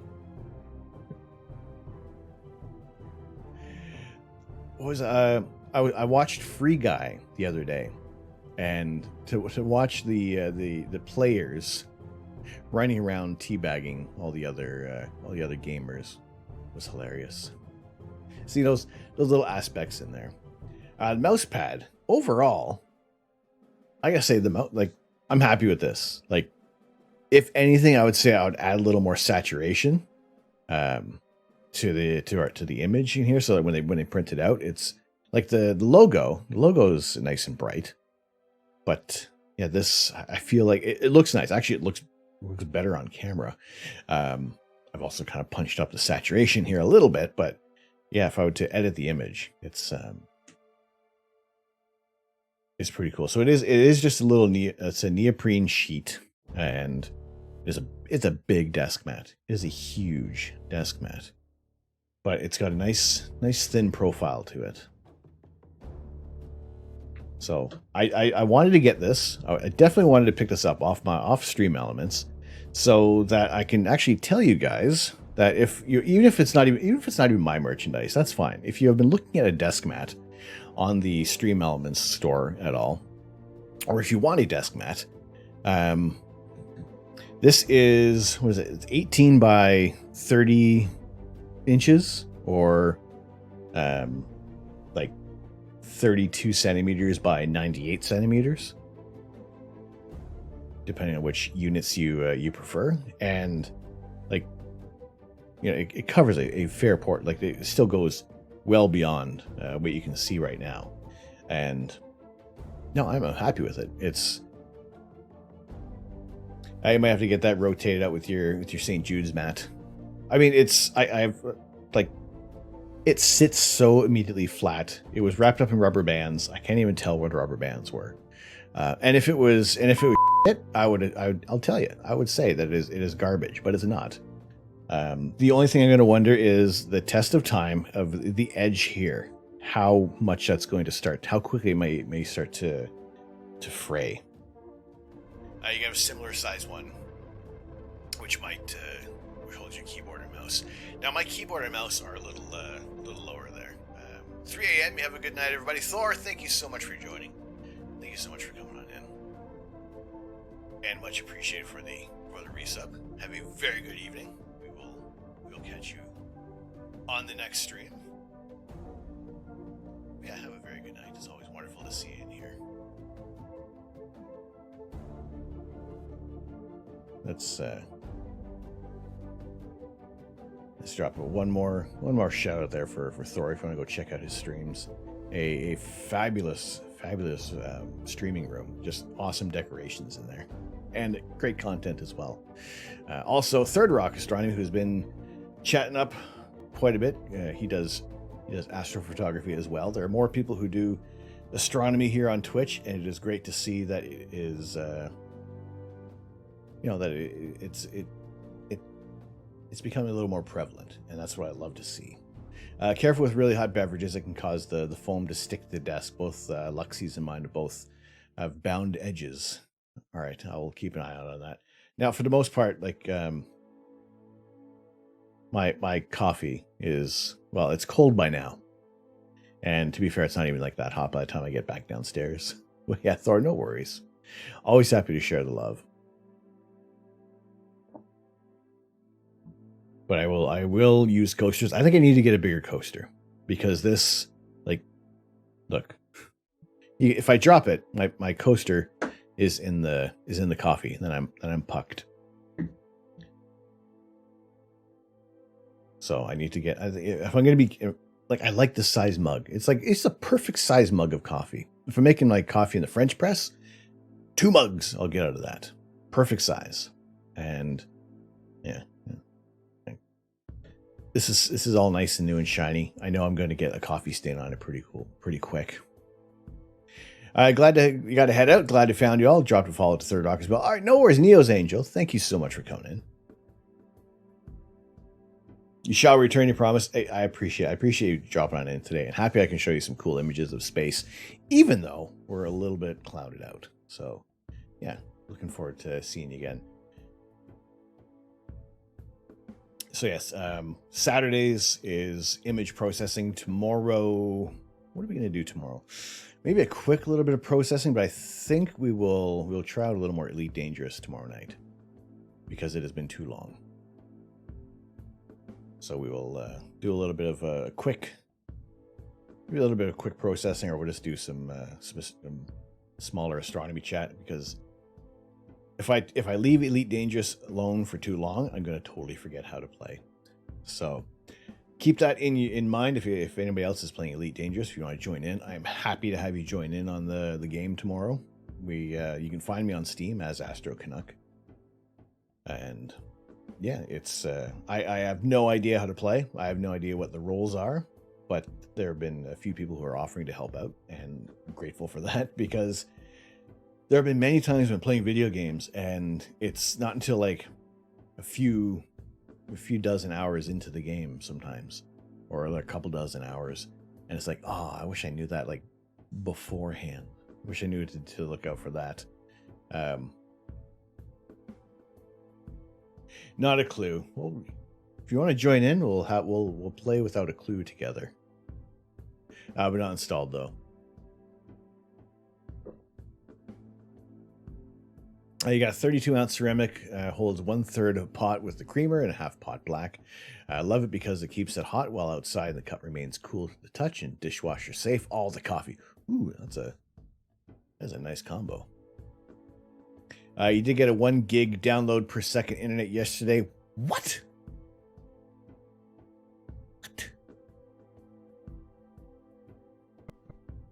That's so many gigs. Oh my goodness. You can send you a link purchase from Amazon. Now we've gone through. What was that mug that we had before? It was an Australian company. It was like a Bluetooth controlled mug. I have to scroll back in. I have to scroll back in Discord to find the memes for that, because it was like $120 for this mug. Probably much more than what link you got there, Third Rock, because it is probably like the link. I imagine the link you're going to send is much more cost effective, and probably $27.95. Yeah, so that's like $38 or something like that. Much more cost effective.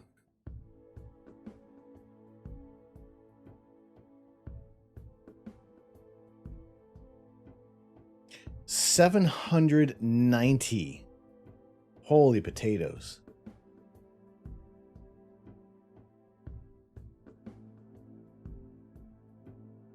And 48. My goodness, your upload is faster than my download. But that, holy potatoes, yeah, that's all right. That's all right. Oh, no, don't want to get, no. No. Can I hide what's happening?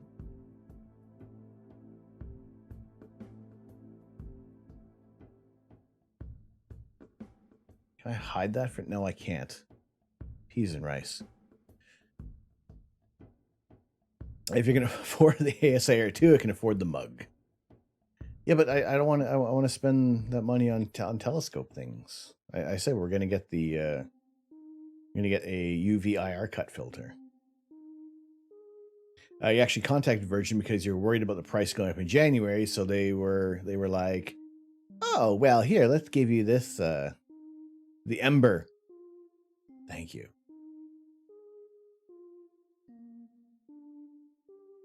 So this is the mug you got there, Third Rock.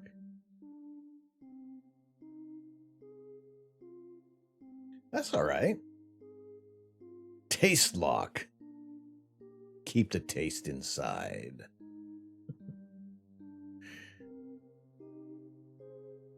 Okay, how about we drop the price from 77 to 64 and I give you 1 gigabyte per second? Holy, but that's awesome. See, but also if you didn't phone them, they wouldn't give you that. Like what? Like you got to go. It's all, and also sometimes you get like a better deal for being a new customer. Like I think when we were ditching our cable from Virgin Media, it was a bit of a fight to kind of just have the internet, and then eventually we got a fairly decent deal with the price. But no, it's just like the offer this out, because clearly they don't want to pay that out. They don't want to give you the deal. All done on chat with their website. I actually found as of late, sometimes the chats work a lot better. I think that those who are running the chat may even have a little more leverage than they do on the phone. Finding dishwasher safe travel mugs is hard. Been using this all for a year now. That's not bad. That's good. Now we've our dishwasher unfortunately has broken down for the moment, and we're still waiting. It's been like the better part of like 4 weeks, maybe a little longer than that, without the dishwasher. I didn't have a dishwasher in England, so the novelty of having a dishwasher hasn't. I didn't get too into it, but you know what? It's going back to the hand washing the dishes. You know, but currently unavailable. Well, at least that's for this. I wonder if Amazon.ca has it there. Now, I did have a Starbucks travel mug that I did. Actually, one with their one of their Christmas tab roll rim thingies. Not like roll up the rim like here, but Starbucks had some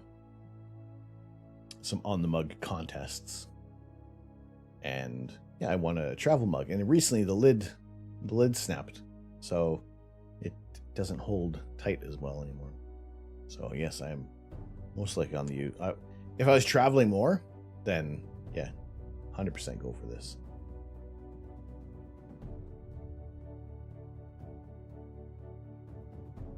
Also, okay, so here I was talking about this the other day and I couldn't find it. This image, the Running Man Nebula from Alex Roig. This was that image I was talking about where you can feel like you get a bit like the composition of this image is incredible. Where it just works for the colors as well, for the bright foreground and the darker background that you are like. We're sitting 3/4 over the head view of this nebula. That you're looking across rather than at this section of in Orion. Now, I use it daily just to keep your coffee hot. See, I don't mind hot coffee, but I also drink my coffee very slow. We are 2 hours and 23 minutes into this, and there is still coffee in my mug. But yes, I was talking about this image the other day and couldn't find it. I couldn't find his page for the life of me, but found it, retweeted it, because the composition of this of the target is usually when you're looking at the Running Man, you kind of you're going to have Orion in the image as well, and it overshadows things. You don't get the wonderful details in the Running Man Nebula, but it just feels like we're looking at it from this angle, and you're just looking across the nebula rather than straight on. So you have to be able to set up an image like, you know, this is, you know, okay, my head's in the way, but Orion usually overshadows everything, and image from Martin Shoemaker is no slouch either, but it's just putting into that context.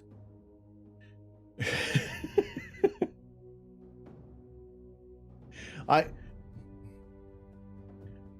have drank coffee that is a day old before. I have had, because I'm the only one in here. I'm the only one in the office, so I know that this is my coffee that I am picking up the next morning.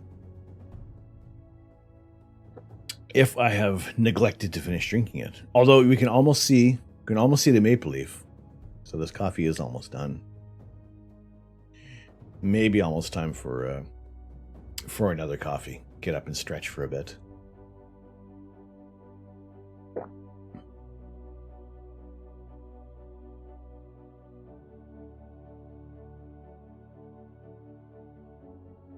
But yeah, this has got to be, this is like one of the best compositions I've seen in a while. So that's what kind of spurred me to wanted to see what you guys said. What has been your favorite image of 2021?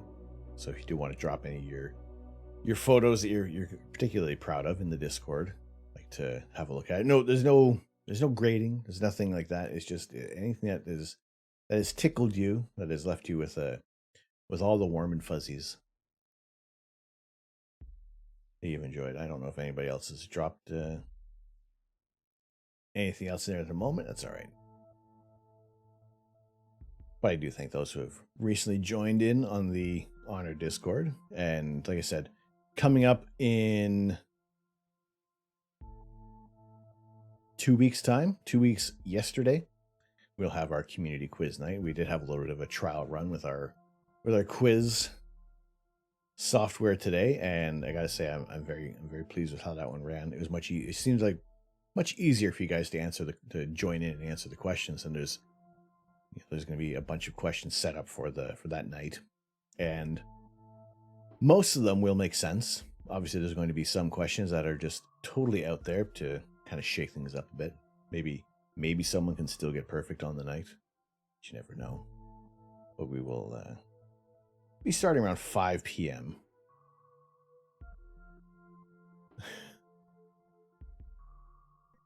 Yes, yeah, I have brought you. I've brought a Tim Hortons to you, and I'm probably still drinking one of them today. You know, it's been a few weeks now, but I'm slowly working through that coffee.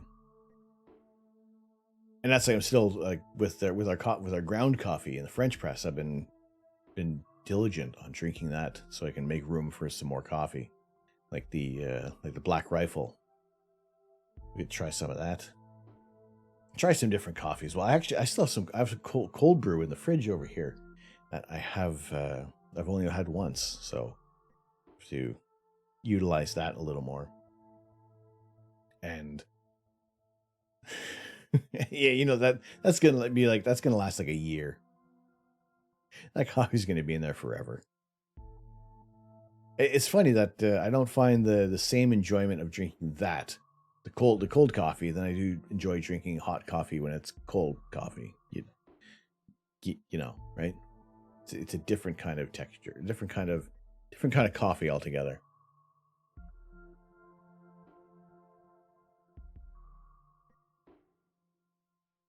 But I think overall this Quizzy is, there you go. That's what we're using. Actually, hang on. I have a scene for that. So this is the game that we were playing, and it is available on Steam as a demo. And yeah, I think if everything goes as well as I anticipate it should, with playing this with a full set of questions that I have curated. Holy potatoes! I think that we will be able to pick this game up and support the developer. They seem like very nice people. It wouldn't cost you double the price. You say order a pound from Kona Mount Coffee. Stupid international shipping. You wouldn't be sorry though. Or if it wouldn't cost you double price, say order a pound from Kona. All right. Well, we'll check that out. I'm always open to trying some new coffees. You have returned. Hello, welcome back, Deadly Fork. So we're going on about. I'm looking forward to the quiz night on December 30th. We'll close out 2021, and I'll have 50 questions curated. We'll do a couple of giveaways. The one person with I won't join in on this quiz because I'm obviously going to know the answers to the upcoming quiz. It's not like I knew the answers to the other one, but still one. We'll give away a top prize, and I guess maybe the booby prize as well. You're gonna win, but just answering Ghostbusters only in twos. By the power of Grayskull, I have the mustache. Yep, that's it. Any question gets a no. Any questions right now gets a no answer. No answer. So yeah, we'll get that all together. I think it'll be fun. It seemed easy for everybody to be answering just with the chat, and yeah, I think it was. Well, it's just. I think the developer was a little more open to a response from this one than the others. I just like this one more. It keeps everybody in the game, keeps everybody in the chat. So there we go. I can't answer no to a question right now. Yeah, it's cool. I think it'll be all right. So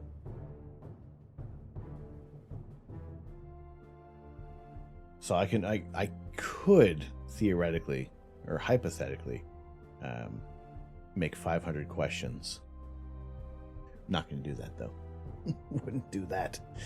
So we will play with the format where there will be 50 questions, or maybe well, I just have to make 50 questions in the template, but it depends on how many we do. But we can do 30 seconds or do the waiting. I think waiting and then maybe allowing 45 seconds for the answer, and then at least that kind of pardon me, that allows everybody to get their answers in, time to read the question, but maybe just not enough time to Google any answers. And there will be a few questions, maybe half of them, that you just can't Google. You just have to know. You just have to maybe even guess what the answer is. You know what you could do? You could make Ghostbusters 2 answer 4, and you'd have to choose 2. Oh.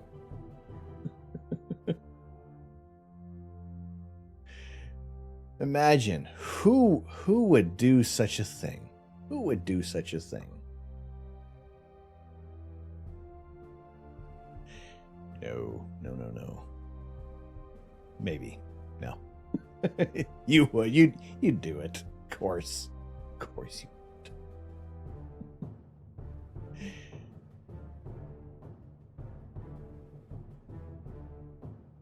No, I think it'll be fun. It'll be a good time. It'll be.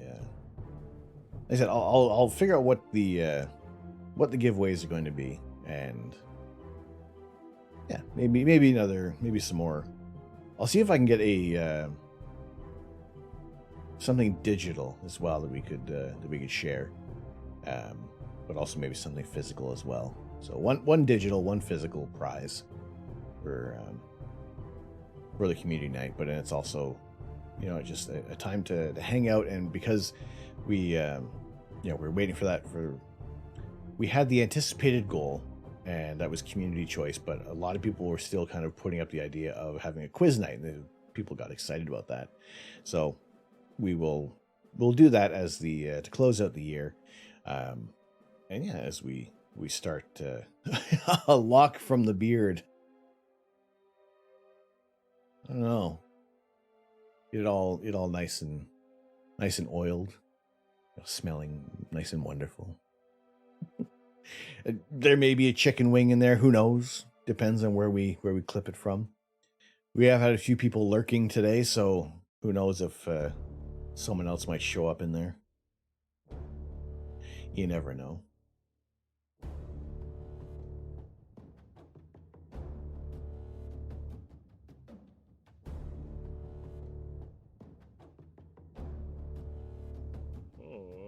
Okay.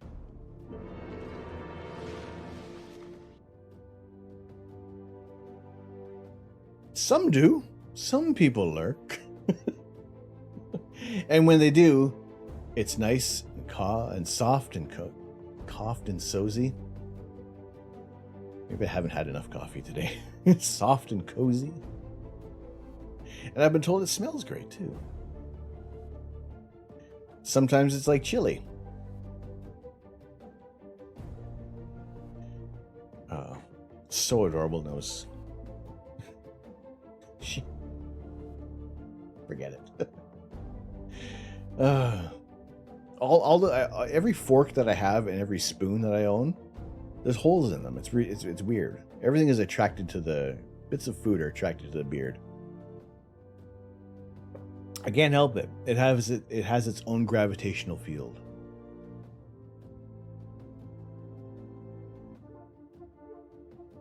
Why do I have that set up with the perforated cutlery? I don't know. It just happens that way.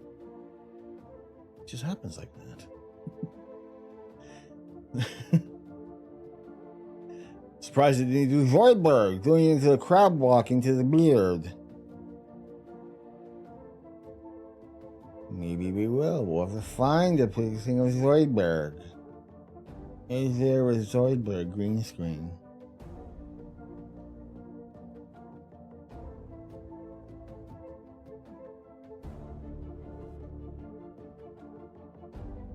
Oh.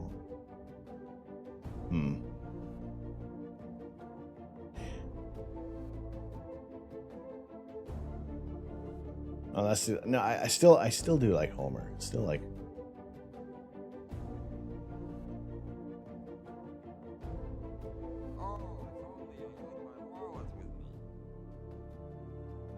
Oh, if only I had my wallet with me. Oh, if only I had my wallet with me. No, that's no. Also, it is dangerous to be on YouTube right now. It is freaking dangerous to be on there, and on Twitter, and on social media.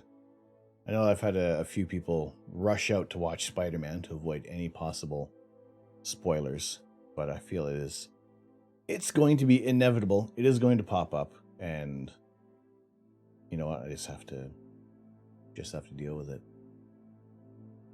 Like I said before, not one. There cannot be one total spoiler that ruins the whole movie. I got new merch. How'd you miss this? The agency stuff kind of came on a whim. It pissed you off, but it didn't ruin it. In your recommendations, that's even worse. This is one of the new shirts. This is one of our new bits here. I did have another. I'll actually when I go get coffee, I'll come back with the shirt that I received that had wonky printing on it, and I'll show you guys. Just Stream Element. I already reached out to Stream Elements, and it sounds like they're going to replace it.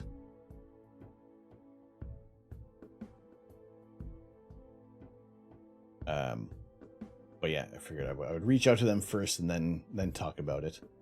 So yeah, they've already been pretty quick about things. Yeah, there was, and it was the one. It was the Grand Moff Astro as well. The super limited edition thing that I just wanted to have for myself. And of course, the one thing I am glad though that it happened to me and not somebody who may have bought some merchandise and it kind of came in all wonky for them. That'd be, if I was to be printing the G-shirts myself, then obviously there would be a little more care, I guess. You know, I don't even know how their printing process works, because the fact that it's a nice print, like how all the prints come out, I'd be disappointed to see that happen for something I would make. I wouldn't send something like that out, but if they're going to be quickly replacing it, then maybe there'll be a limited edition Grand Moff Astro as a giveaway. One size fits me.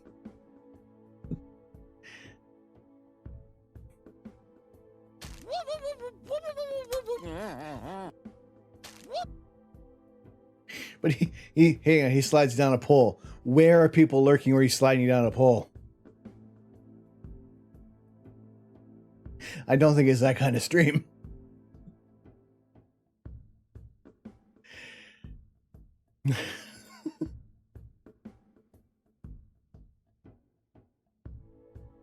I like the Homer lurk. I was watching Carefree Bomb and he had just the Homer meme. But then I'm thinking, why can't he just fall into my beard? Why can't everybody just hide in the beard? Oh.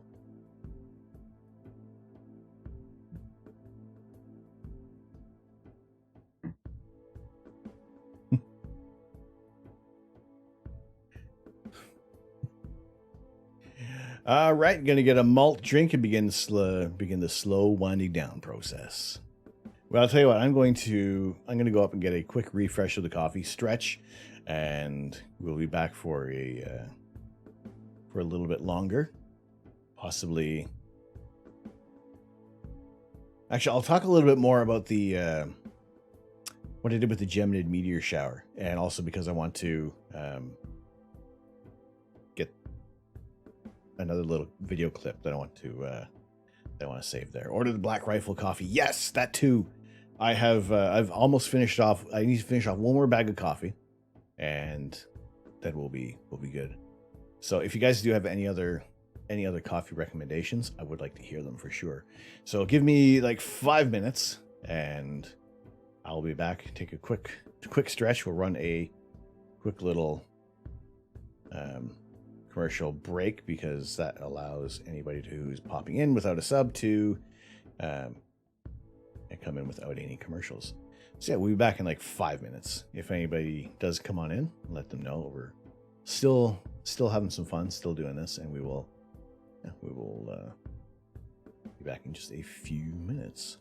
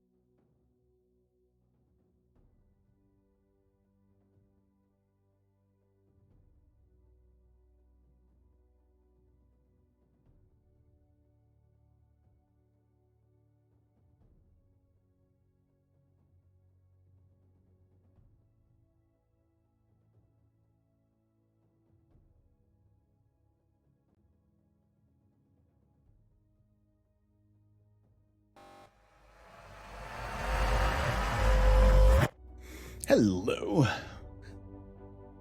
Welcome back. How's everybody doing tonight? Glad to have you guys in here. Hopefully you're doing well on this Friday evening. My name is Tom. I am the Astro Canuck. As you can see on our BRB screen, if you're just popping in, we got clouds. We have all the clouds here in southwestern Ontario. It's annoying, but you know what? We have quite a few images to kind of look back upon and just enjoy what we have from the night sky. We'll be taking some images in my backyard in our low light polluted Bortle 3 area. And I'm glad to have you guys in here. We have been testing out a new quiz, and that is this program over here, Quizzy, where it's free to download at the moment on Steam, and I can pretty much guarantee that I will be picking this one up because I think everything worked out really well for the bit of the test quiz. I'm gonna have to write up 50 questions at least so I can have all these questions pop through. This has been like one of the worst winters, which is so annoying. There are like possibly Sunday night. Actually, let me bring up our forecast. See if it's changed in any way, shape, or form in our favor. Because it's just been so long. Okay, Sunday. Let's center on midnight here. Let's get this sorted out here. Sunday. Now we are at 99% full moon. But if this kind of holds up, if we can at least be imaging from 5 o'clock or at least 5:30 until maybe 10 o'clock, that'd be all right. It wouldn't be too bad. This is clearoutside.com. I kind of use this one as my initial checkpoint for things. If it's looking okay and I want to look just maybe a couple hours ahead of time, I'll look on the College of DuPage or DuPage, whichever way you want to pronounce it. And that's going to show us a live and forecasted satellite image of southwestern Ontario and a bunch of the northeastern United States. But yeah, once it looks like for the most part everybody's clouded out at the moment. It will go up until the forecast about till 2:30 in the morning, so it's giving us about a 5-hour window of what we can expect. So obviously, this is on point. And once I kind of see that the clouds are actually looking fairly clear, if the forecast is looking favorable, then I'll check out this site to confirm. And also, there's another program on the Google Play Store. Night Shift is another program that I use, and that will give us a satellite image as well, but only lets you know like the next hour.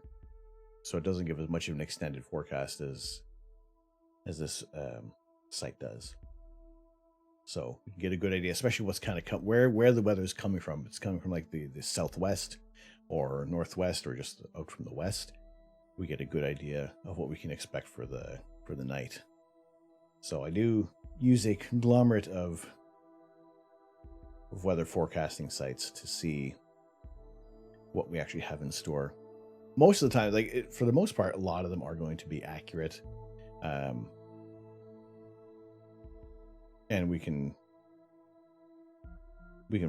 plan our night accordingly. Sometimes clear outside is like absolutely like it doesn't get it right, to the point that when it says that I'm supposed to have cloudy skies, it ends up that the whole night through is clear. Very much like how when I was imaging the Geminid meteor shower. To be fair, there was a thin layer of cloud. Actually, while I was scrubbing through a lot of the video, you can see, you're able to see that there's some like wispy clouds rolling through. And because I wasn't looking out toward where the scope was largely aiming, it was a little difficult to kind of ascertain whether or not I was having a lot of cloud coverage coming through. But something like this, imaging the Geminids, I would have to say I probably wouldn't do this again, with this camera at least. I would hope that there was something with a little bit better resolution and something that I could, and just a way that I can scrub through the video a little quicker. Now this one, if I'm going through, we can see more of the meteors because, well, pretty much every frame is going to have every frame has a meteor shooting through. But if you're going through like an hour's video and maybe like 2 or 3 meteors pass through, like this one was easy. This was actually the easiest one to spot because it was like so incredibly bright.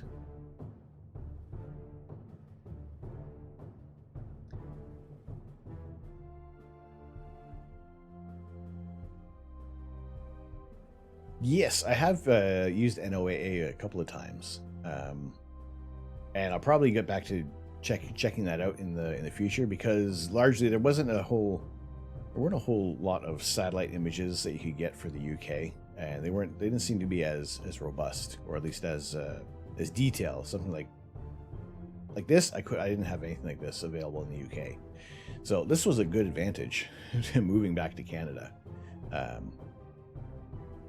So just to try to double check, triple check of everything that we have. This uses the same information there. So yeah, it is just being able to cross-check and reference, see how many sites are going to have as corroborating information for imaging. So we can, have as much time with the night sky as possible, try to maximize those hours, because there have been so few hours that we've had, so few nights that have been, and also last night, yes, we were having like 90 to 110 kilometer an hour wind gusts, and that's also why I brought the scope in. No power cuts. I was surprised we didn't have any power failure yesterday. For the past, few storms that we've had, we actually had some significant power cuts, so it was nice not to have that. But then there was like this little span. There was like 2.5 hours of clear skies, but there was no way I was going to be setting the scope up. Just the amount of the trees were moving. I did post a video on Discord of the first time we had like some severe winds, and it was pretty much the same with the amount of the trees swaying in the backyard. It was, I was waiting to hear a crack. I was waiting for another tree to fall down, but so far we've only had one drop, and luckily it was caught by a bunch of other cedar trees, so didn't really knock anything down. This winter said you want Winter said, you want to do Astro? Nope, here's clouds and rain. Yeah, that's it. It's clouds and rain. I mean, I can't, I'm not going to complain. I complain in a memeing sense about the weather, because there have been other atmospheric disturbances. There have been tornadoes recently that are a genuine thing to gripe about, and to be worried for, more so than me trying to take images of outer space. So yeah, it's obviously there are other people who are having a much worse time with the weather. I'll still complain about the weather, but at the same time, I'm well aware that there are bigger problems than having a little bit of a windstorm. A little bit of windstorm in this area. But can we have like maybe 2-3 days of clear skies? Yeah, it was just so strange hearing about a tornado at this close to Christmas. Not only just because you have like the larger holiday season. However, it's winter. You shouldn't be expecting tornadoes in the winter time in that area. You'd rather have the rain during the summer season when it's hot and wildfire season than not during the winter when it's cold and longer nights and no wildfires. Exactly. Have that. If you're going to have bad weather, maybe have it in our favor in some way, shape, or form. Have I watched Chris Hadfield's Debunk Space Myths? One night when the skies are cloudy, you can do some chat through random space videos. Actually, we should kind of start incorporating things like that. There have been some also that I watched that the meteorite video, and I'm just thinking now there's going to be a lot of people cleaning with the cleanest rooftops. That video that you posted in Discord. So I did have a look at that. That was pretty interesting to watch. And just also the fact that he has an electron scanning microscope just to hand. So clearly he's got quite a bit of equipment to check that out. However, you can still spot the uniqueness of a meteorite in all your amid the detritus on your rooftop. I think that'd be something to check out. Have a little bit longer of a video session to watch and discuss and talk about. So there's where was that? On the 14th? 14th it arrived. So only now I finally got it set up on the desktop.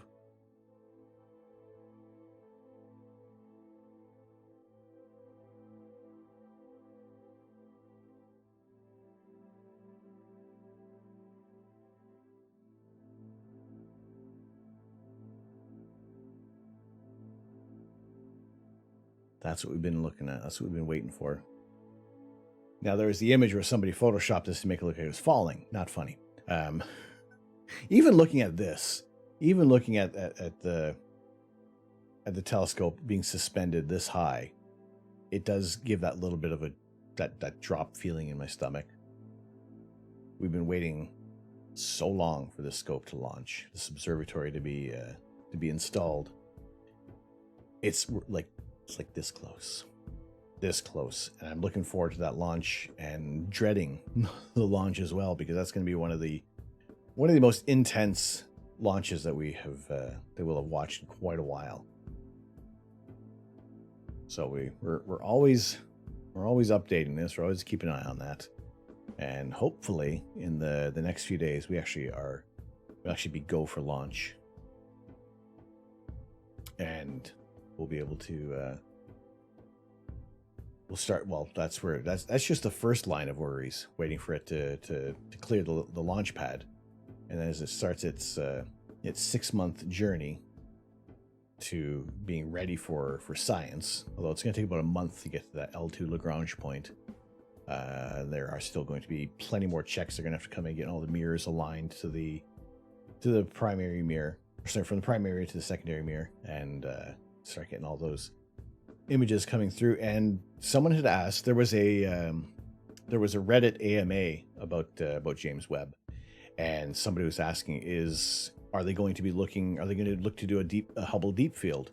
And pretty much James Webb can do that same image in a much shorter amount of time, and kind of classically recreate the Hubble Deep Field in, I think they said, in about a day's worth of imaging. No, that's fine. They checked that cable and hoist a billion times meant 2 weeks lifting at a centimeter at a time. Oh yeah, it's what satellite fell down? They're not going to repeat that one again. That's not going to happen again. But it's just so. Don't say that word. James Webb is IR only. That's it's in near infrared, so there will still be images that we're gonna get, and they can composite them to be like a decent looking image. I've read, so it'll be really cool to see what it picks up and just follow its journey, hopefully successfully, to being ready for science. So when things pointed at Alpha Centauri and he sees a little spaceship flying about, then what? How, as a planet, will we react to actual aliens?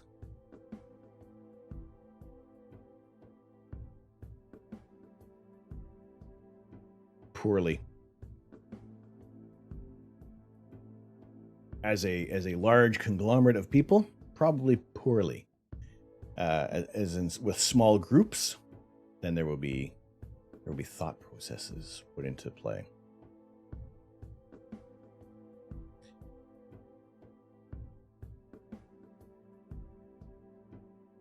Just look at every other past event. I can't. Don't say that word.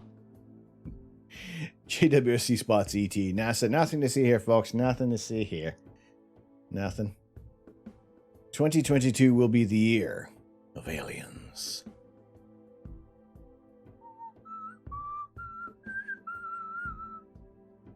I think we would be more accepting if we had than we would have 50 years ago. Sci-fi movies and media have desensitized so many people, you think. It would, you know what? It would be one of those things at this point in time for what has kind of been going down for the past few years. They'd be like, all right. What, they declassified data from Area 51. And it's like, okay. It's just there's such a wealth of information. Actually, I'm gonna probably get dinged on this on YouTube, but I don't care. This is like one of the most important messages I've heard, and it came from Neil deGrasse Tyson, but on Hot Ones. And it's a tiny little. I actually want to make a. I'm thinking about this is actually like going to be like my first actual TikTok that I would put out just to have him They spout say there's this an eclipse. information. Hang on. You and Buzz Aldrin. Yeah, me and Buzz. Me and Buzz were. All right, I think you got it. Food burger. Hang on. Bill Nye whipped it out. What would happen if I had a Ricola before I came in? That sort of crazy ideas. I spent my whole life doing that. I'm an educator. All right, Doug, what's going on? Any bets at what time the launch will be? Last time, when it was on the 22nd, it was going to be at about 7:15 a.m. Eastern Standard Time. I would imagine it would probably be about the same time, depending on, I guess, their window of opportunity. But how you doing, Doug? Good to see you. They declassified all UFO, or should you say UAP intel. It is, well, I mean, you hear UFO, and instantly everybody's like, aliens. I want to see aliens. But there's, UFO doesn't always designate that it is aliens. All right, so here's this little clip that I want to just add text to, which is a fairly important little thing from Neil deGrasse Tyson. It's not too deep. That is like the internet in a nutshell.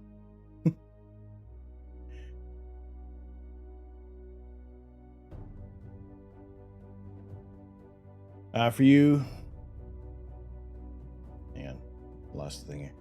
Your mate Birdie had them rescheduled from the 22nd. As you get your jab on the 22nd, Birdie was like, "Nah, mate, can't have you missing that." There you go. Get it sorted out there. Hopefully, it's like noon Eastern Standard Time. Then you can actually watch it live. You're not getting up that early when Lexi has to be at work at 7:30 a.m. on Christmas Eve. Is it a short stint on Christmas Eve? It's not too bad. Neil deGrasse Tyson is giving a reason to use something like GoDuckGo. I just saw between 6 and 8:30, 7:20 Eastern Standard Time is the scheduled time. She got a full day there.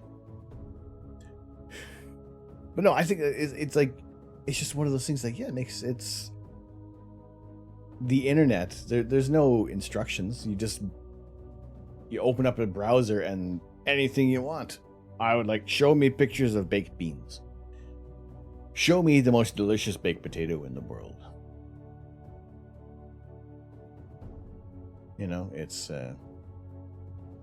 It's a crazy, interesting world out there. And you got the world at your fingertips. All right, Ma, you're gonna head off for the night. No worries. Thank you. Thanks for joining in. Always wonderful to see you in here. But no, it's I'll tell you what isn't wonderful. I'll tell you what isn't wonderful. And it's already being Holy rectified. potatoes. That's what I figured. Holy potatoes, how can anybody up a shirt this bad? Actually, for the most part, it's probably not going to look too bad. It may not look the part. But it is a little wonky. Let's actually see how it looks here. Snow in the soil. It is, yeah, that's so I'm not twisting anything. The whole thing is like askew. And it was supposed to be like a nice, like a nice straight rectangle. It's not, I'm not moving things around here, trying to distort it. But no, I wasn't pleased with the print. It wasn't even a big print either. It was a small print, and it's like the whole thing was stretched and angled funny when they printed it. So I did reach out to Stream Elements, and so far as all the communications seem like, yeah, they're going to replace it. Pardon me. And yeah, I'll have my properly printed shirt, which it was one of those weird little things. I'm like, what's something weird and obscure that you don't really see on a t-shirt? I'm thinking I'd like to have the Imperial officers crest or the ranks. And because I liked Grand Moff Tarkin, I went for I didn't go for a rank of admiral or anything like that. It's like everything goes. But yeah, it's just that it's sitting funny on there. Statistics back it up. There's only about 3% trolls and conspiracy theorists out there, but back in the days they were isolated. But 3% of 7.9 billion is still a lot. Now they can talk into each other via Facebook. Yeah. That's it. So, like I could. Now, in a way, depending on what you're looking for, there is at least one other person who has encountered, and maybe like it works well for issues with computers, because as unique as you may think that your issue may be, there are other people who have had those problems with the computer before. I have, what's the latest? What's the latest little thing that I've recently discovered? And story about Discord, but in your defense, it's really fun. It's because I said beans. See, also, CJ, what I imagine, and what I actually not even what I imagine, this is what you're doing right now in the house, aren't you? These aren't images you've curated off of Google. You're eating beans in the sink. You have made a bean tort. Drinking Coca-Cola flavored beans.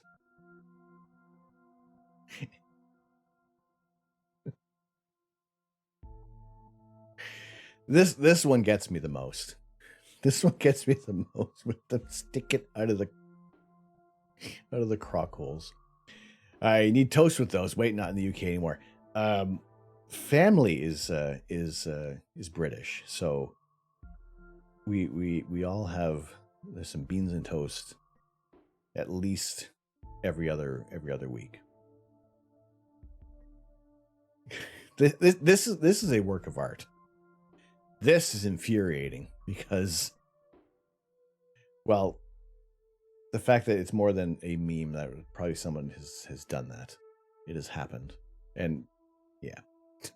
I don't care that there's you can see the wrapping, the saran wrap. No.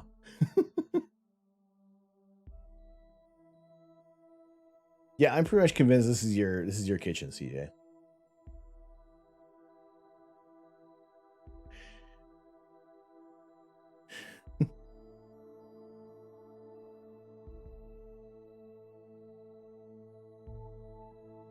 You're level 2. I don't know what the levels are for. As the British say, I'm British. because they drank the tea.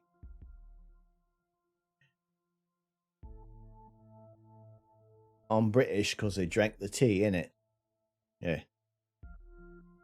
I guess also depends where you live. Yes, I lived in Essex, so I got all the innits in it. Same, no fubbing idea. No, exactly. What is level 2? I don't even know I don't even know how can you check your level? How do you? I don't even know what level I am. Can we talk to the B6 bot? I don't know. I still don't know exactly how the inner workings of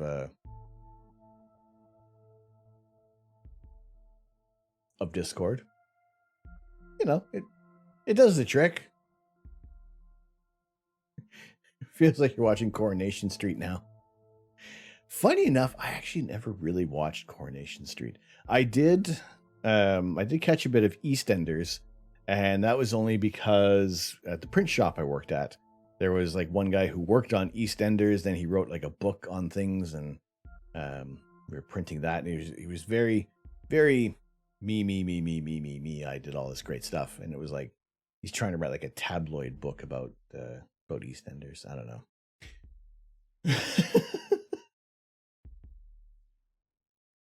I don't know how well the bot's gonna respond to that. Lily, what's going on? How is my favorite Canadian this evening? I'm doing very well tonight, despite this, all of that. You're missing out on Core. You get your BritBox sub so you can catch up in Blake's 7 and Red Dwarf. Mother-in-law Canuck wants BritBox, or at least wants for Doctor Who. So there's a good chance in the new year that we might add that to our collection of TV. Because I think I would like maybe, I don't know how campy Doctor Who is, but I still think I'd like it. Much as like I know I would enjoy playing Dungeons and Dragons. Mother Nature, she can be worse than my mother-in-law is wonderful, and it's not just because she's possibly watching. She is fantastic.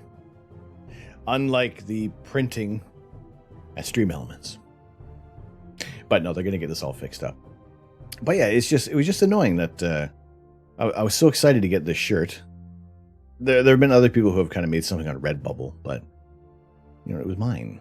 I made everything in here. Doctor Who is great until Peter Capaldi left, and it went shite. I watched. I've almost only exclusively caught the transformation episodes, which is weird. Yeah, it's crooked. Good, thank you. You can see that too. And yeah, I'm not stretching the shirt or anything like that. I bummed out about the shirt to be. It's a bit of a letdown because I was thinking, how can they? I wasn't even anticipating they could screw it up, but apparently they did. So they did say I did message them back because I did take it off the site as being a published item. I don't know if they actually had the file or if they need to put it back up or what, but yeah, they seem to be okay with being able to replace it. So, and that also gives me an opportunity to actually no, they won't double up things, because after I made the order for this shirt and the desk mat, like 2 days later I came up with the idea for the space agency logo. So eventually down the line I have to make another order.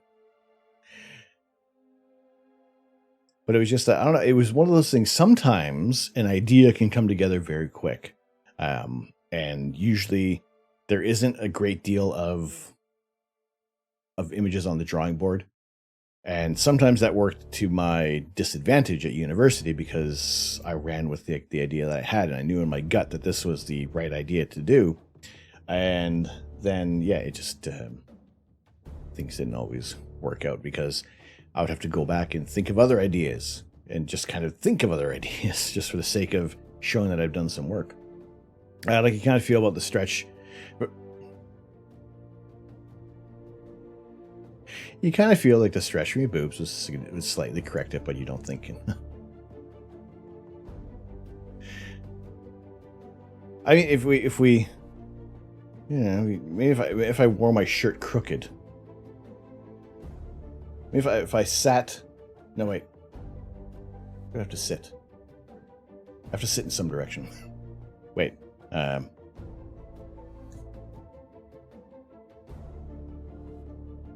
so it's all good.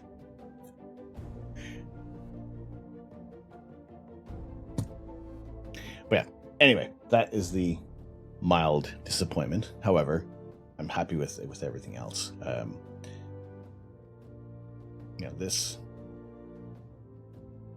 This one, I'm happy with how this one turned out. It's so silly. I wonder if you can come up with something witty on the light spectrum for telescopes for a shirt. Next shirt should be the Mars rover color calibration panel. What's that one look like? What would be something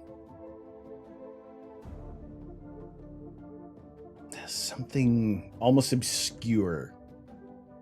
Like if you guys like have an idea, if maybe perhaps you someone may not be as inclined in design or Photoshop or in Illustrator or something like that. If you kind of have ideas that you want to throw out there, then I am happy to kind of explore things graphically and see what we come up with. Now we have all of I have all of our animated emote slots filled, and there is going to be one of them is going to change. It's either going to be the what or the squint. One of these is gonna go because they're a little too similar. But I think I also spent a little too long making the Astro Canuck branded achievement pop on there. I recently got a shirt from a company called Zombie Makeout Club. It sounds like it would be like it sounds like it could be a band as well, like a hipster band, like a Bombay Bicycle Club.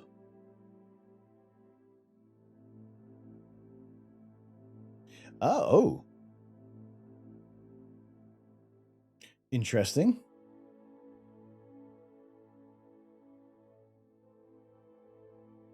That's kind of neat.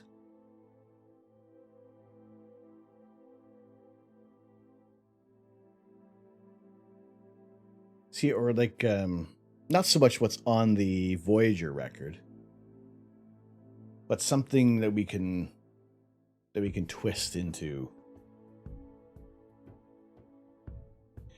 A really good graphic designer that's well versed in streaming culture.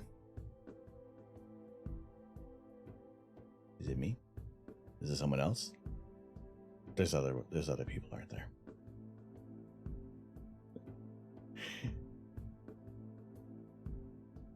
Is ARP84 ever viewable where you're at? Maybe this time of the year, but later. Let's see. Is there any other? I'm just wondering for the catalogs, or is it known as anything else? Just depending on what we can search in Stellarium. I think let's see.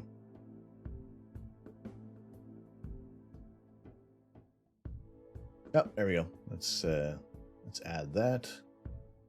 Hey kids, Neil deGrasse Tyson here. Did you know that 8.30662386.292 squared is 69? That is to say, the square root of 69 is 8 something. Now please, grow up. And rarely has that one gone off.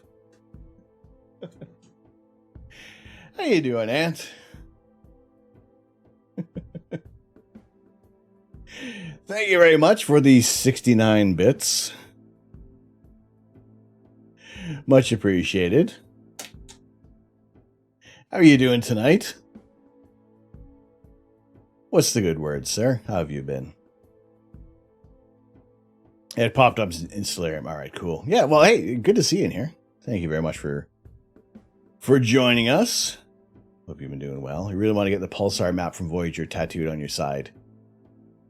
I still haven't found my my tattoo design, my geometric tattoo design for the Pleiades. I still need to. You saying that is reminding me to. It's on my laptop, I think. It's definitely got to be on the laptop. They use panel to calibrate the color of the pictures they take on the surface of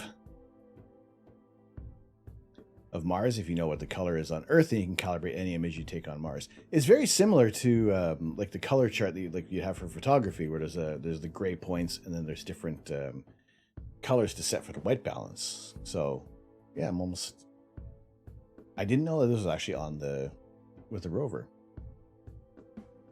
All right, you put your t-shirt design in Discord. All right. Hang on, there's one other thing we're checking. Stellarium. It's the ARP-84.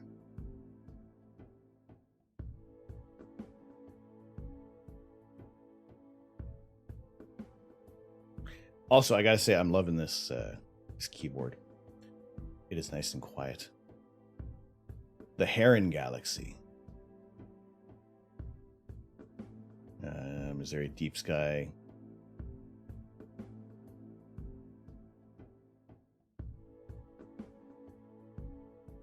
Ooh. You just like the idea of having a map back to Earth on your body. What that's within the Milky Way, though. Well, it is measuring all the pulsars that point back to, or that are within our vicinity. Gotta say, they're relying on centuries-old technology to detect the sun position. The middle knob is a gnomon. Okay, so I think we may have this available to us. Let's zoom out a little more. AP-84 captured both NG-5395 and 5394. So let's get back over to.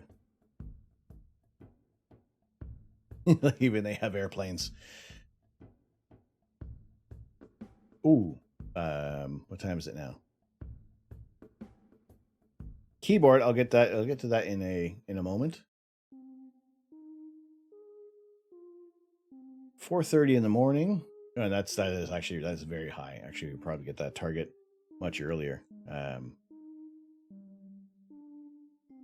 Yeah, that is definitely within the realm of possibility.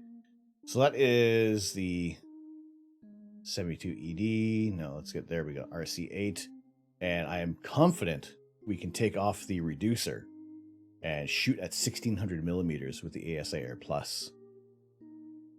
So that could be actually a very nice target, because look at all the extra little fuzzies that are in there, all the other galaxies within. No, that is 100% can go for that target.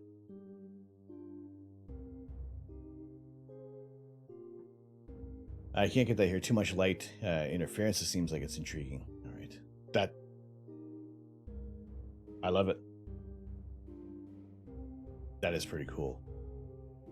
See, it also the possibilities of capturing some other targets that we haven't had in the past, because there's so much more sky available to us, and the fact that the trees are far enough away that they're almost not even an impedance to any imaging that we're doing. I think the only biggest problem that we would have would be the tower that you can kind of see just off to the left. So that's like the only big problem that we would have, other than like the house in the way, but we can always move the scope. Yes, the keyboard that we're using is the. Let's get it out here. Which we built a little bit of it on stream just before the power had gone out, but is the GMMK Pro with Gateron Black and the Arctic White GPBT keycaps, and it's a little pingy when the keys return, but I've been told there are ways we can mute that even more. But it's a nice silent keyboard. It's moderately modded, but yeah, it's much better than the old 20-year-old keyboard that I had before.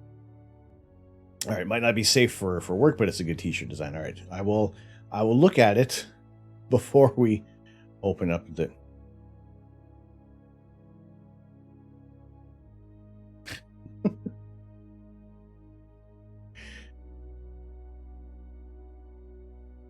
All right, I'll give you a Keck W on that one.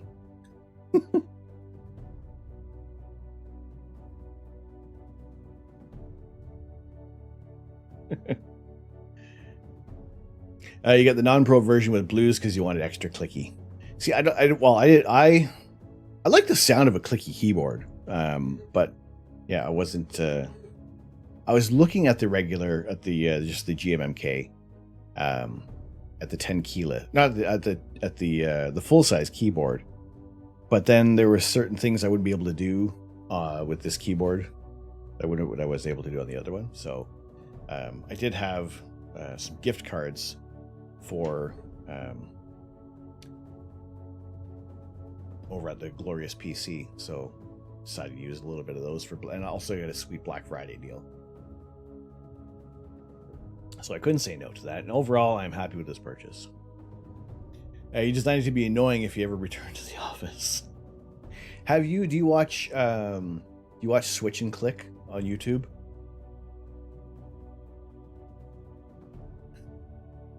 I mean, CJ, we could just say that it's actually just the Heart Nebula. It is just a one of the when the panoramic image goes wrong. Someone was doing a panoramic mosaic of the Heart Nebula. You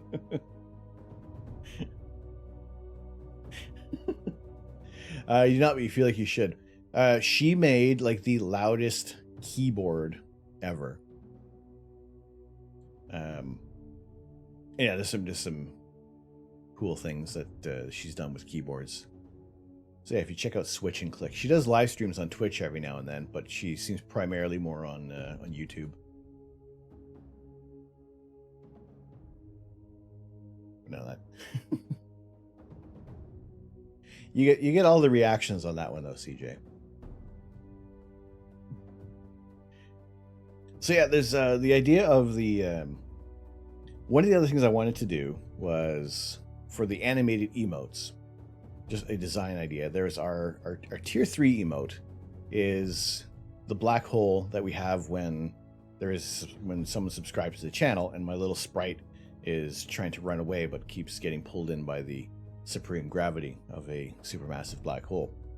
But how to animate this one? If I was going to animate this, I'd have to find a way how to. I could probably have a rough idea of what I would do in After Effects to make like the swirling around the back, and then masking out the swirling in front. But I don't know how well that would translate into an animated emote, because we already have these two that look too similar. Sorry.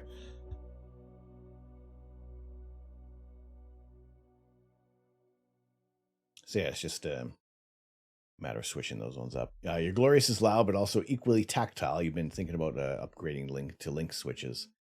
I was looking at I was toying with the idea of doing the maybe the link switches, and I'd probably go for the lubed version. But it was, I mean, they look nice. I've read some reviews, and I've heard equally good and bad about them. So sometimes it just comes down to like the opinion of the switches.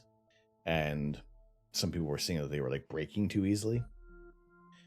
So yeah, it's just just worrying about how, without actually trying them out for myself.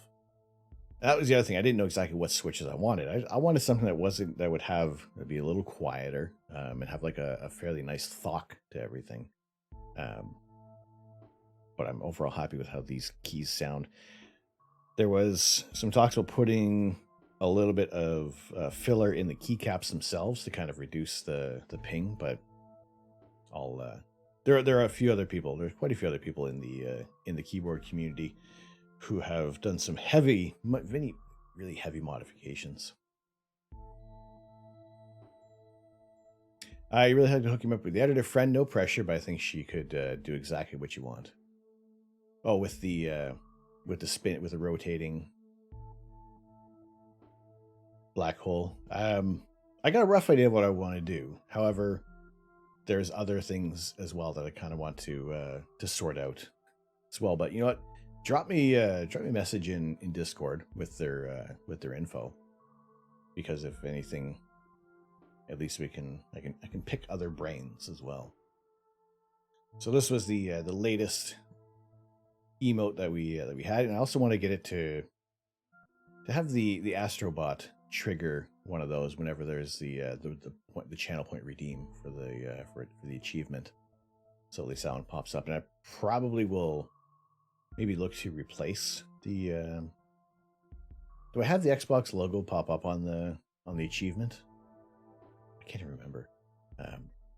But if I replace it with my maple leaf and start to step, keeping the idea of the Xbox achievement, but also, making it more with my logo in there, so it's not too blatant. Just kind of keep things interesting. Now, another thing I do want to, like I was saying earlier, about the YouTube video for the Geminid meteor shower. Like I said, yeah.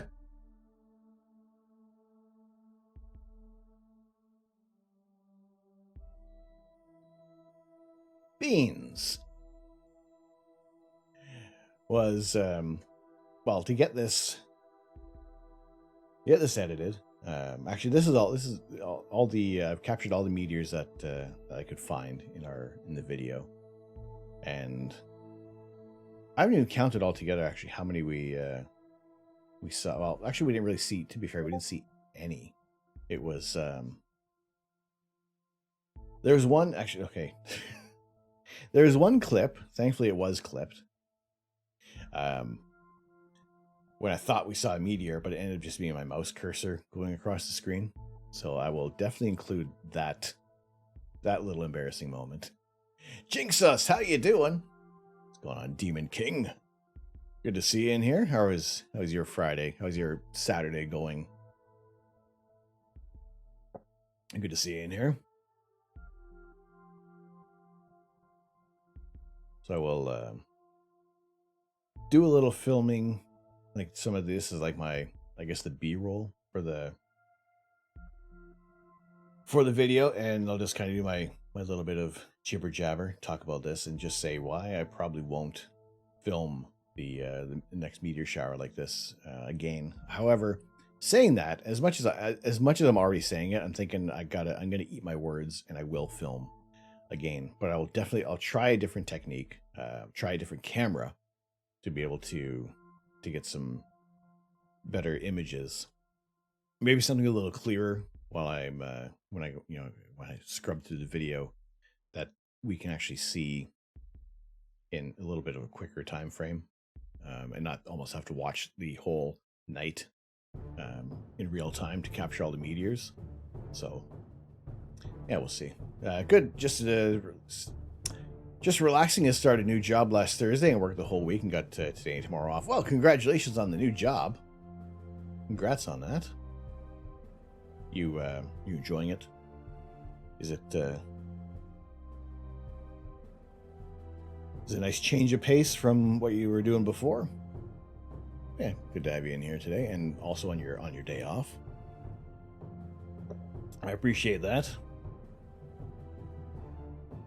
So yeah, this is you guys get this the first look at pretty much all the meteors that we captured from the Geminid meteor shower earlier this week. That was on the peak was on Monday, although still on either side of the peak time you can still see some meteors if you're in a dark enough sky. And even while this was being filmed, there were other meteors that weren't attached, that weren't emanating from the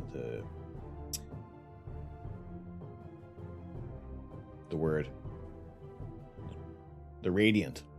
Thank you. The radiant of the constellation Gemini. So there were some stray meteors that were just happening to be captured. It's awesome, and it's a different place, and also pays a lot more too. You know, if you can have that nice combination of a little more, little larger salary and some better enjoyment, and and also something that is going to offer a nice balance for a nice work-life balance, and yeah, just let you finish off the day and thinking, all right, that was good. You can just unwind and leave work at work. I find of the jobs I worked at in the UK, there were more that I enjoyed, which unfortunately ended due to issues that were well beyond my control. Say, companies being bought out, or companies being sold, or the fact of just kind of having to move countries. You know, it seems like a little bit of a gamble sometimes. Every star will die, including I am inevitable. even the energy of that suit will be sapped away over time by the expansion of the universe. Oh, it's snowing! Holy potatoes! Oh boy! Hercule 2021. TGIF, am I right? Thank you very much for the follow. Welcome in. A little bit of Christmas chaos, perhaps. Thank you very much. Welcome into the observatory. Glad to have you in here.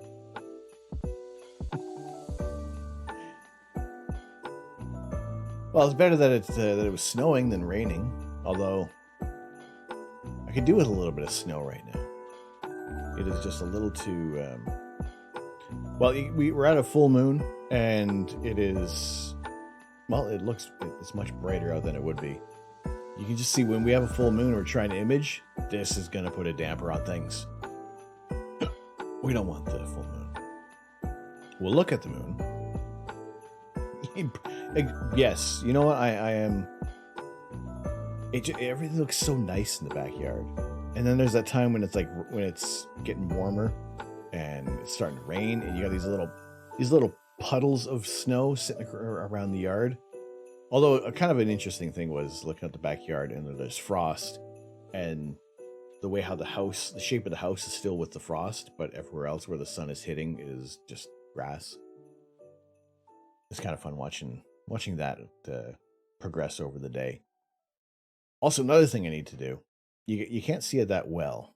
I do have a solar can up there, which is not doing a lot of good at the moment because the solar can should be outside, pointed at the sun. And now that we have a taller tower, the next time somebody has to come over to do a little bit of servicing, I'm going to politely ask them to attach my solar can, and we'll start recording the sun for the next 12 months. If it's cold, there better be snow. Otherwise, just pick one or the other. We've had high winds. Now, that being said, I know I'm going to eat these words and wanting snow. And once we get into like the thick of winter, I think there's going to be a heck of a lot. Actually, when we had like 30 centimeters one night. So yeah, we are aware that things can go crazy. You despise when it's -10 and no snow and it's just aren't. Yeah, exactly. Because then that way and also when it's like when there's a lot of moisture in the air, and you just get that cold to the bone. Like it's different. I have experienced -50 degrees below zero, and it was dry cold. I was in the Northwest Territories in Iqaluit, Nunavut, and it was a different kind of cold. It wasn't like bone. It wasn't like you could breathe. Mind you, all your boogers froze, but that's fine. You could go like this and then breathe in, and then everything would just freeze. Your nose would be kind of stuck in that position. But it would be, when you get that moisture in the air, it just cuts right through. You feel like going outside and saying, "Holy potatoes, where's the snow?" Freezing. You could freeze the.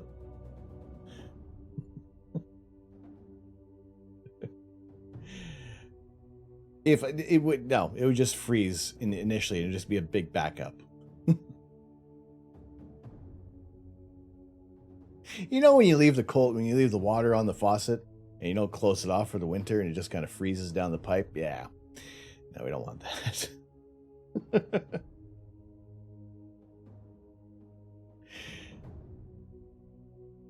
Why did that make me think of the Elf on the Shelf meme where he was offering up lemonade?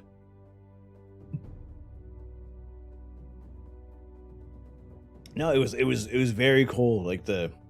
Like instantly, like you breathe out and the condensation on my mustache was instant icicles. It was very interesting feeling. Minus 50 degrees below zero, and that matches up both Celsius and Fahrenheit at that point. So you can start to get a rough idea of how cold that might feel.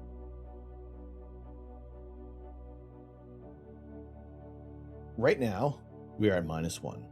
We are cloudy. Sunday night might be a little bit of free time with the sky. That is, I mean, it's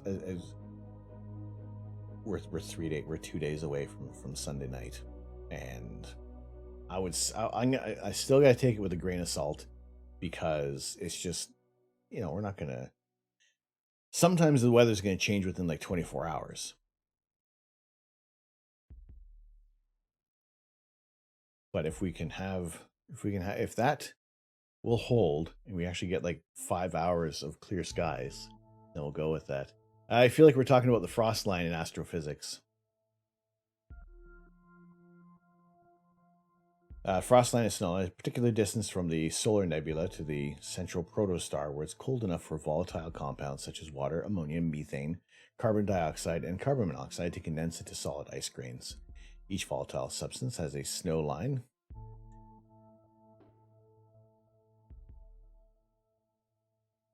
Yeah, possibly.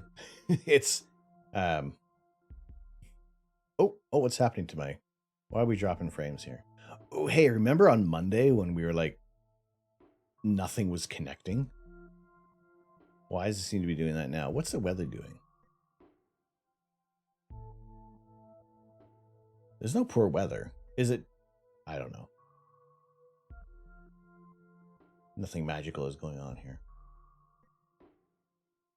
Also, another thing that's interesting, going that far north and not seeing any trees, traveling up to the permafrost, or going beyond that, it's weird. It's weird not seeing an abundance of trees when you go that far north. And we were there when we only had, what do we have? Like maybe like 4 hours of daylight. And that was also very weird. When you just go to bed at like 1 PM. It's like pitch black out. That was interesting. Where's all our frames going? OBS was doing some weird things the other day. But yeah, not seeing trees, having the sunset at like 1 PM was an interesting experience. Conversely, we did go back up to Iqaluit when it was almost perpetual daylight. So when nothing got any darker than like maybe like 5 PM, that was interesting. It's like hitting the tree line when climbing some mountains at a point the trees can't grow anymore, and it's so clear.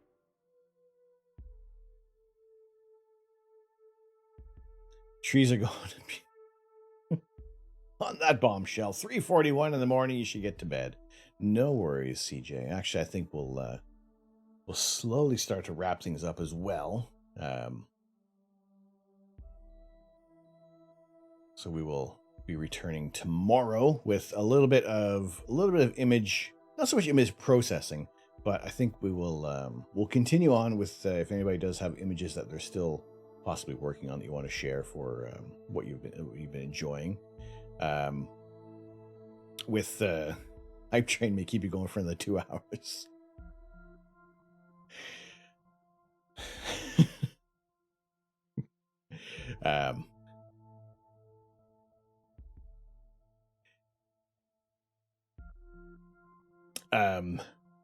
Yeah,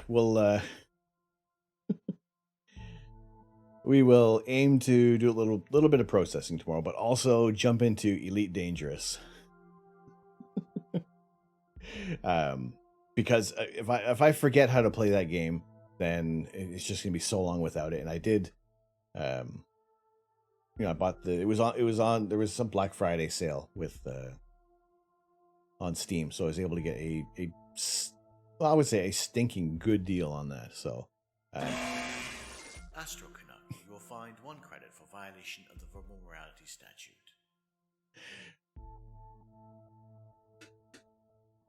Jinxo, thank you very much for the 100 bits. Thank you. You get up at 4:25 a.m. Australian time, be at work by 6 a.m. That's a bit of a commute. You picked up Elite Dangerous and you're so lost. Oh, here, sorry. On to the spike of appreciation, Jinxo. Appreciate it. Yeah, I don't know what to do in Elite Dangerous. And like I was saying, for tomorrow night, I'm on Steam as Astro Canuck. You can find me there. Open to just exploring the galaxy. There's so many. Like the first thing I wanted to travel to the Pleiades the first time I fired up the game, but apparently that would take like a long time. So there's still much to learn about the game. I have like the basic starship. Like I'm like an hour and a half, 2 hours into the game, so there's still a great deal to learn. You can download the data voice, the voice data for Brent Spiner. So you could have Brent Spiner navigate you through the galaxy. I think it'd be kind of cool. Have Commander Data himself run things. So I have to find out where that voice mod is. Yeah, it seems very interesting. It looks really cool, and I got to get back into it before I totally forget what's going on. Leave your home by 5:30 a.m. It takes you 2 minutes to get to work, but you need to organize your stuff. And you have a coffee, and also organize your ride to work, considering you don't have a car. Fair enough. See, I don't mind. I don't mind going to when you go to work and you have that time to yourself where you can gear up for the day. And nobody is like, oh, well, while you're here early, let's get these reports done. No. When it's time to clock in, you clock in. Before then is for coffee and contemplation and getting ready for, well, everything else is going to come at you for the day.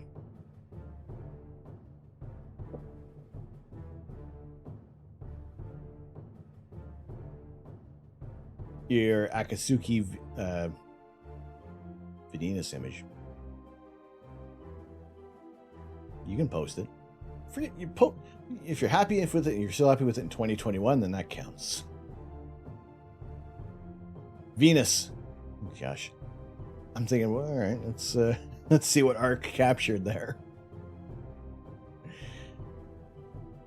You work at an online order distribution warehouse pickpacking. Well, yeah, it's like, it's like get in early and yeah, just slowly start the day. It's like the equivalent of like getting up and going, and you don't even know what's happening right away. It's always nice to chill out, and it's like the commute. It's like the whole commute to work. Like that is of the things working from home. I did miss that aspect of just kind of gearing up for the workday, rather than get up, walk down to the computer, and that's pretty much the day started. So it was just that time to get your mind ready, and then the commute back home, just kind of unwind, and then just be home. So that's some of the things that I missed about going into the office lifestyle. That's almost where it kind of ends. So always enjoyed and was fortunate to be able to work from home when I did. So let's see. let's see. So yeah, tomorrow a little bit of image processing, a little bit of Elite Dangerous, and then Sunday morning for our Lazy Sunday Lego stream, it is Santa's Front Yard, where I'll also get a sticker created so we can replace this boring Lego sticker of the moon with an actual image of one of our moons. Maybe not this moon, but a moon. There we go. We'll replace that. Make it look a little more interesting. Add a little, our first customizable Lego image. A little Lego decal that'd be interesting. Also, I'll be resetting the build it, smash it for the bits that will count towards the build on the day. Or at least the span of the streams. Like if we're building like over multiple streams, then those bits will count towards. If we are going to build our set and then smash it on the ground, record it in high-speed film, and I do not glue. So even if we were to craggle this thing up, it's I've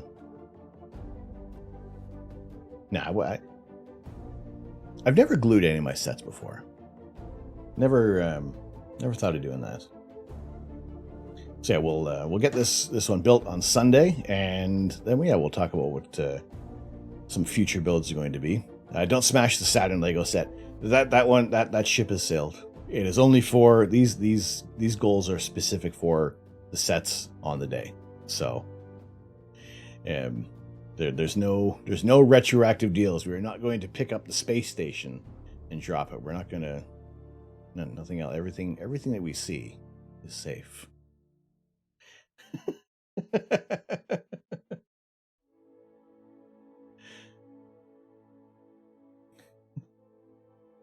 It's fun to build, but then there's also this wonder of how badly is this set going to smash if you were to drop it.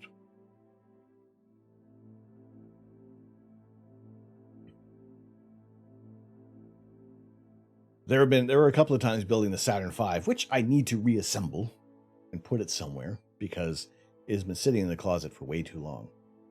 I would say I'd rebuild the Saturn V and then build the Santa's Front Yard, but I know that even with the wreath, it took a while. Tatooine took a while, so.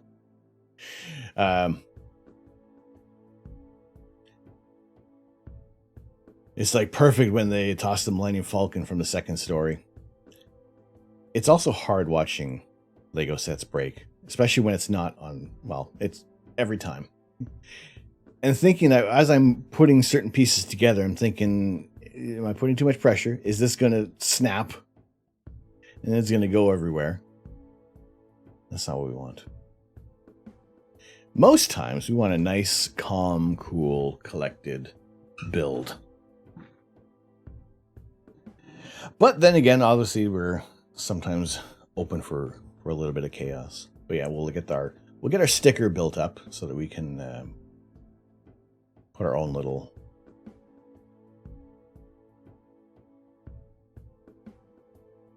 spin on things at our customized build. And it's in Discord. All right.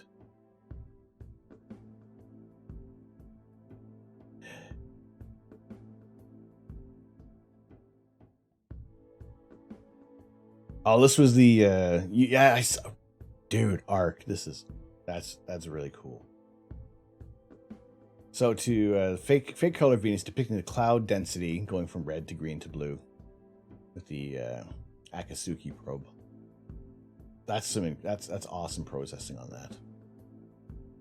To kind of get the idea where the structure of the clouds on Venus. There have been, like, seeing everything that has come about from Venus as of late has been absolutely incredible. Like one of our next closest planet, and we still know very little about the overall planet itself. which I'm hoping future missions will, the spacecrafts will, the probes will last a little longer than Viking had. Did I ever play EVE Online for a little bit? My brother and I had a free weekend trial, and thinking back to it, it didn't have like that appeal as Elite Dangerous did. So I've, much like wanting to build certain Lego sets off stream, I same thing with Elite Dangerous. I like to play it on stream and experience it with other people, and because you never know what's gonna crop up. And we did a few new people join the channel while we were playing Elite Dangerous, who were like months into the game, worth of playtime, and just have some good insight to offer for things. So yeah, I didn't get the same feeling with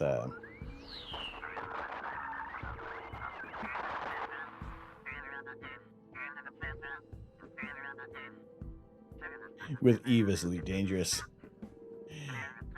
Nick Baring, what's going on? Venus is so much less hospitable to robots than Mars. Made sense to populate Mars with rovers first, and then we'll get it right, and then we'll start landing more on Venus. But how you doing, Nick?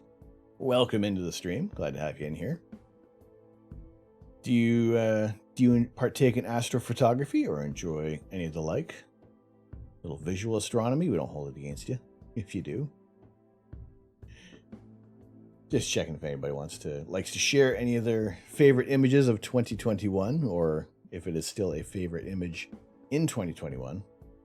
Always like to see what you guys are up to. You like space, but don't have any optics. That is all right. That is all right, because what we like to do here is we will we build robots, though.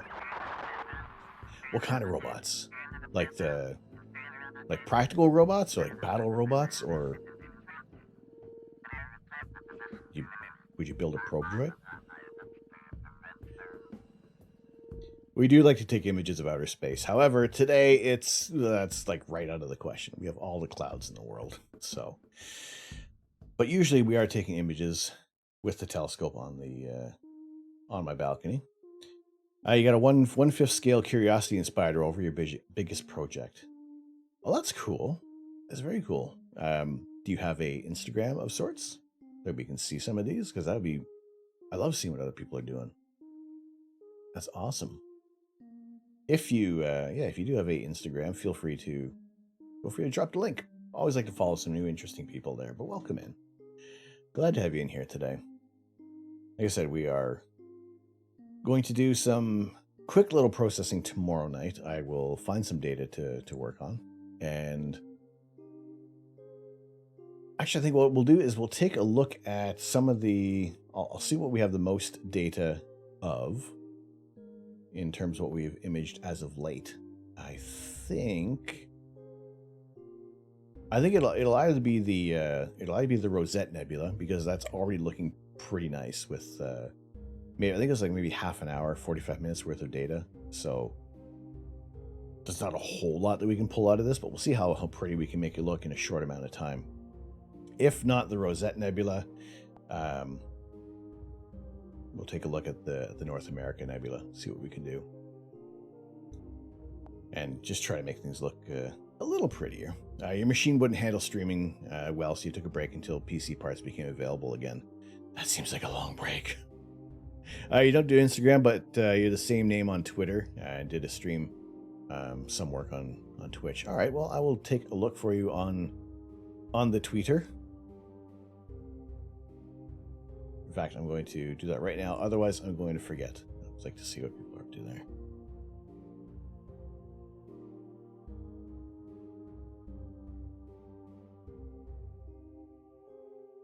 I have found you. I have followed. I will leave that tab open there. I'll check you out in a little bit, but yeah, glad to have you in here. So, who shall we send you guys over to? Let's see who we have on tonight. Who haven't we? You remind me I should pin something nice. Pin away. Let's see. Now, last week we tried tried sending a raid over to the Jang, doing a little bit of Lego build, and right as he was ending, like literally as he ended the stream, that was well, these things happen. Let's see. Let's go over to who haven't we sent you guys over to in a while, or who haven't we sent you over to before? Let's go over to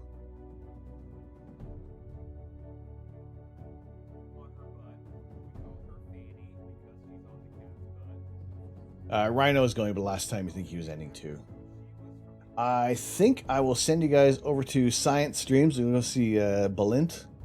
Check him out, because it has been I can't remember when the last time we sent you guys over there, or have we? But this is an opportunity to go check out Balint, doing a little bit of a science cocktail hour, talking carnivorous bees, first real millipede, and more. Always interesting to hear what they got to say. Wonderful science streamer. So yeah, we'll send you over to Science Streams. But yeah, wonderful to have you guys in here today. As always much appreciated. If you want to check out our Discord, if you want to check out what I do on Instagram, Twitter is also the other place I'm going to update whenever we're going to have some random streams that may not be on Friday, Saturday, or Sunday.